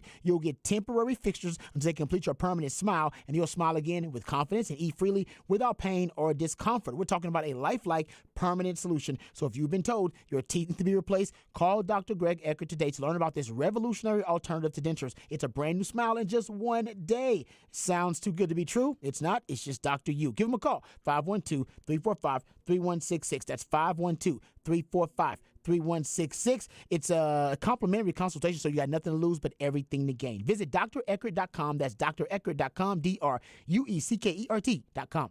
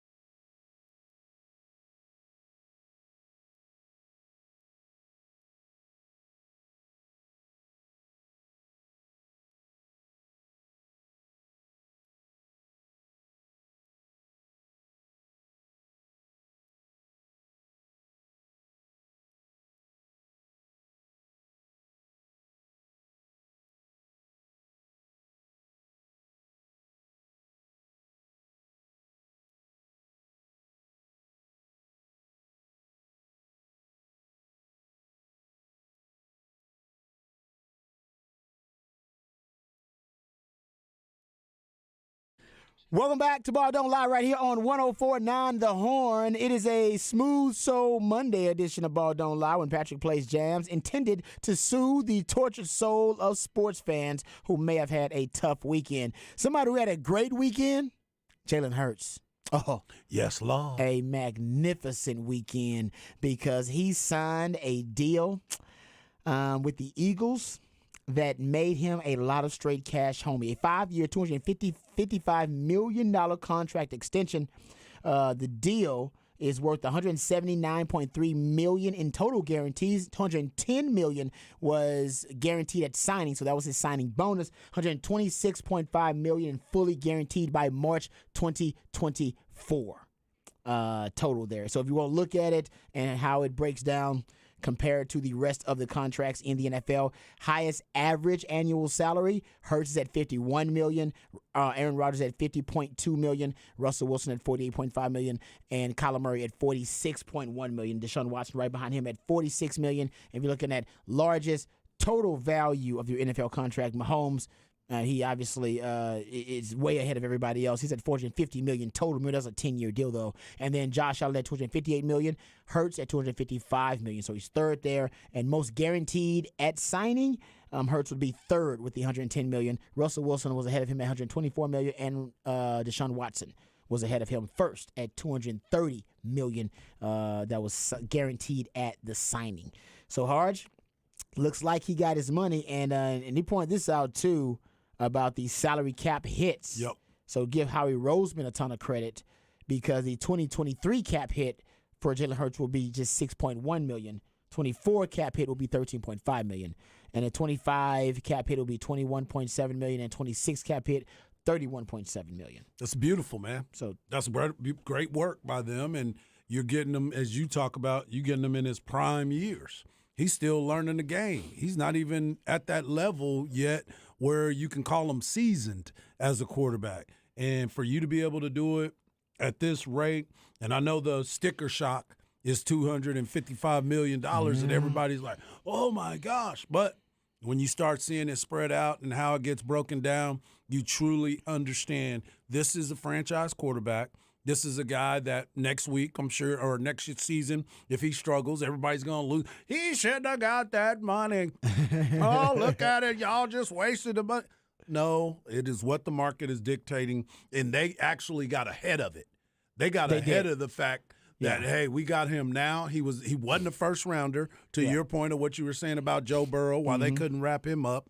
He was not a first-rounder, and they got him now where it's like we're going to get the best years of him, and if we got to let him go later because the market's going to continue to change, it's going to continue to go up, salary cap numbers are going to go up as well.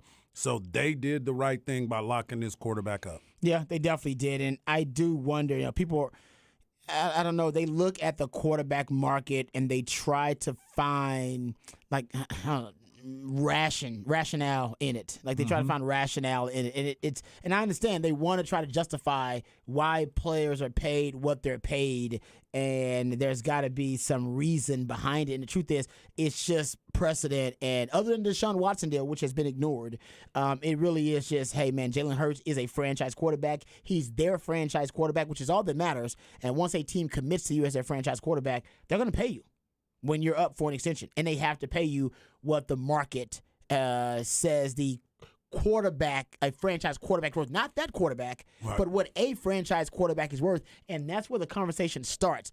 I'm not saying I agree with it. That's just the reality of it. The truth is, and this is not going to burst, by the way. This quarterback bubble won't burst. This isn't like the housing market. Right. All right, worried about, oh, man, is the bubble going to burst here in Austin? Man, the housing market, it just seems to keep becoming more and more inflated. It seems to be growing more and more. One day the bubble's got to burst. One day maybe it will burst. Actually, some of the economists out there say the bubble's not going to burst. And actually, that it's got a lot of factors. That's why people keep moving here, too. Yeah, it's not going to burst anytime soon. So if you're waiting on the bubble to burst in Austin, you may be waiting for a really, really long time. But the quarterback market is also not going to burst because it's just, the NFL is not designed that way. As my man Harsh mentioned, the salary cap will continue to increase because now they have legalized sports betting revenue. Oh, my gosh. That is just infusing tons of capital into the NFL salary cap. So it's going to grow exponentially, actually, over the next 5 or 6 years. Now, this is the conversation the NFL is going to have. Should we, and could we, depending on the CBA and the language in it, could we take the quarterback position away from the salary cap altogether and just say, you know what, salary cap and head coach, separate things altogether. You pay your quarterback what the hell you want to pay him, because the salary cap, we can't keep up with it in the salary cap. And if you don't have a good quarterback, nobody's going to tune into your TV to watch. Yeah. So Exactly. Now that's the only thing I can think of that may change the quarterback market a little bit and then moderate it as it relates to the salary cap. But if you're waiting on the quarterback market to burst, then I got to tell you, it ain't happening. So at the hardest point, Howie Roseman and every other GM that gets ahead of the quarterback market and signs their quarterback ASAP, they win. They do win. Like the Kansas City Chiefs and Patrick Yep, Mahomes, yep. Jalen Hurts and Howie Roseman, they win. If you're the Cowboys and you waited for an extra year or so to do it, then you Exactly. probably lost, because you lost about, $5 to $8 million in quarterback value you probably could have saved by just signing him sooner rather than later. Yeah, no doubt. No doubt. And the Ravens are there now. And that's where the Ravens were. You should have Yeah. tried to You should've sign him right after. Well, you couldn't because of what you said about the number one pick over. I mean, not number one pick, but the first round pick. Yeah. But as soon as that opportunity came where you could have put an extension on him, you should have done that. Yep. You should have done that. And he won the MVP for you. Yeah. So there's so many things that if you're planning ahead, you could have got ahead of this market. And now you're going to pay the price for it. Yeah. One way or another. Whether with him being your quarterback or without him being your quarterback, you're going to pay the price for it. Today's price is not yesterday's price. Yes, sir. Tomorrow's price is not today's price. So it is what it is. You got to pay that. And I think he did a great job. And this is why people also think the salary cap isn't real. They think the salary cap is like a figment of the CBA and the language of the CBA. And it's actually not necessarily a real thing, because there are ways, if you are smart enough, there are ways to I want to say manipulate the salary cap. That sounds wrong. Maneuver. I like manipulate. though. Manipulate. Now, manipulate, I believe, is actually against the CBA. Like, I think you actually violate CBA by manipulating the salary cap. But maneuvering the salary cap, hey, that's all good. It's like taxes, right? If you try to evade taxes, that's illegal. But avoiding taxes, that's perfectly legal. There are people out there right now who are CPAs. They specialize. Their expertise is tax avoidance. They will say it out loud. My job is to help you avoid taxes. Tax avoidance is perfectly legal. Tax evasion will have you in jail. So, same thing. Right? I need an avoidance. You want to avoid it. You want to avoid it, but you don't want to evade it. Yeah. So the same thing, you want to maneuver the salary cap, but not manipulate it. And Howie Roseman, damn, he's maneuvering the hell out of the salary cap Is on this he one. ever? Yeah, it's a good one. I Yeah, like he that. did a great job with that, and there's going to be some other guys that are going to have that conversation here coming up pretty soon. Joe Burrow's going to be one. Justin Herbert's going to be another. And you continue to go down the line of the quarterbacks who everybody truly enjoys and think that they have the highest upside. Think about what's going to end up happening with Justin Fields, too. Justin Fields is going to be another one because his numbers continue to get better, and he's going to be one of those electric people. Now he's going to have a wide receivers with him. He's going to have playmakers with him on the outside, and if they draft properly, get him some protection on the offensive line, he's going to be another guy that we're going to be looking at here in the next couple of years and be like, who's going to pay that guy? You're right. Yeah. That's a good point. Texas says those cap numbers are not adding up to the total contract. They never do. They never do. It's all about. It really is. You gotta have yourself a capologist who knows, just like a really good CPA knows, how to maneuver the salary cap. And some are way better than others. They just are. I need to talk to a couple of them. Yeah, they're just way better at it than others. And like I said, the Cowboys don't really worry about that because they deal with a lot of homegrown talent. A lot of their talent is homegrown. If you're dealing with teams like the Eagles, who exhaust every possible means to acquire talent, they're always active in free agency. They're always active in the trade market. You know, they build through the draft too. They also love undrafted free agents. And you got to learn, because of all those different values, it's almost where you can hide money. People hide money in contracts too. Oh, for sure. That's why you're like, oh, they overpaid that guy. Like, no, they're going to restructure that guy. They overpaid him now, but they're going to restructure him down the line. Or they front-loaded this deal, but they're going to backload another deal. Yes. They're just putting money in place. I'm with you. A lot of people just say it ain't real. They say, man, honestly, it's just not real. Yep. That's why the NFL really they don't punish teams. When was the last time the NFL team got punished for manipulating the salary cap? No, yeah, exactly. I think the 49ers got it like in 1994 when it first came out. They were basically like paying players and like just straight up violating the salary cap. But other than that, not a lot of teams get punished for violating the salary cap. The Texans recently did it because they were paying for like hotel rooms for Deshaun Watson at the Houstonian. Hello. So that was like a violation. That's why they was hiding that money. Yeah, it was a violation of the salary cap because they basically gave him a benefit through some other means that should have been considered part of his salary or his contract. Yep. So it happens every now and then, but it's very rare. The NFL's like, nah, do what you want to do. We made it vague on purpose. Yep. To allow you flexibility to find loopholes. The NFL wants you to find loopholes in their salary cap. It's like the same thing with the tax code. Uncle Sam wants you to find loopholes. He does. Yep. That's why he put them all in there. There's a lot of really rich people out there that are benefiting from them right now. You're just too poor to find the loopholes. They ain't gonna get you. I'm the same way. I'm trying to find them, and I don't You have enough money to find them. You gotta have enough money to go pay somebody that knows that tax code Yeah. up and down that can find the loopholes, particularly for your lifestyle and your tax bracket. Agreed. And they're basically the same minds that are capologists in the NFL. And they're just finding loophole after loophole. Well, they say one of these brothers ain't like the other one. Yeah. And remember, Patrick told us about one that the Rams found, the cash over cap thing. Yep. They found a little loophole, and they were like, "Oh man, this is cool." They just give it. They basically decide to pay more of their contracts in cash with basically like signing bonuses and with guaranteed cash, front load everything, and then basically that makes their salary cap hit a little bit lower. That's what I've been talking about forever. Is like all this stuff can be taken care of when they give them the signing bonuses. Yeah. All the money. But when that's you the give deal. signing bonuses. It's all about signing bonus, but then stretched out over 5 years. Yes, sir. So on your cap hit, it could spread out over 5 years, but the guys, you're actually only really paying him for 2 years. Right. But those other 3 are there to just even out. So it makes it so it's only like a $8 million cap hit when you're really paying a guy $25 million. Hey guys, it's called balancing the books. Yeah. Ding, ding, ding, ding, ding. Businesses do it all the time. I gotta balance the books. I gotta put this money here to put this money. Okay, it's amazing to me. I want somebody to sit down with me and one day break it all down. But every time somebody does, I'm more confused. Right. It does. And to Patrick's point about the cash over cap thing, you got to have liquid capital to do it though. That's Not why every all owner owners does. do. Exactly. You got to have cash. You got to have liquid to pay that money up front. Cash up front. If you have the liquid capital, you can do it. Not everybody can do that. But once again, that's another loophole. It's like paying cash for stuff. Ask people out there. You pay a lot of cash for stuff. You can find out. You can get a lot more breaks. Oh. You can get a lot of cheap. You can get a lot cheaper rates on things if I'm paying cash up front. Don't you when you buy your cars? Say I'm paying cash. I'm buying a house. I'm paying cash. Oh, we'll give it to you a lot cheaper. Oh, yeah. Same thing with the salary cap. Yep, You paying cash up front, you get it. You get the player cheaper. Looks like life is good. That's right. But you got to have the cash. And you know who doesn't? Patrick's Raiders. Or my Texans. I don't know. Your A bunch of teams ain't Texans. got it. All right. We'll come back. We'll wrap it up. Put it in Evan right here on Ball Don't Lie. Wonderful Not the Horn.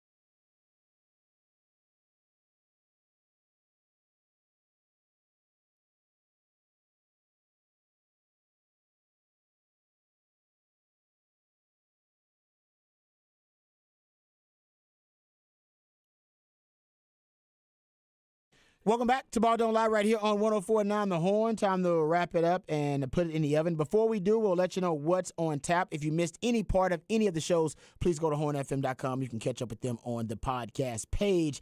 All right, what you got on tap for tonight? NBA basketball. This is right. playoff time. I want to get all into it, and I can't wait to watch Sacramento and Golden State go at it again tonight. Yeah, I thought it was the best game of the postseason that they had that first game, and hopefully they can kind of replicate some of those competitive results. Patrick, what you got on tap tonight, brother? You know, we'll be watching the NBA playoffs. I already know. Yeah, Patrick's giddy about it. He should be. This is his favorite time of the They year. got to light the beam tonight? We're going to light the beam. Maybe light one beam. Hey, or like I not. said, Steph and Clay have never been down 0-2 together.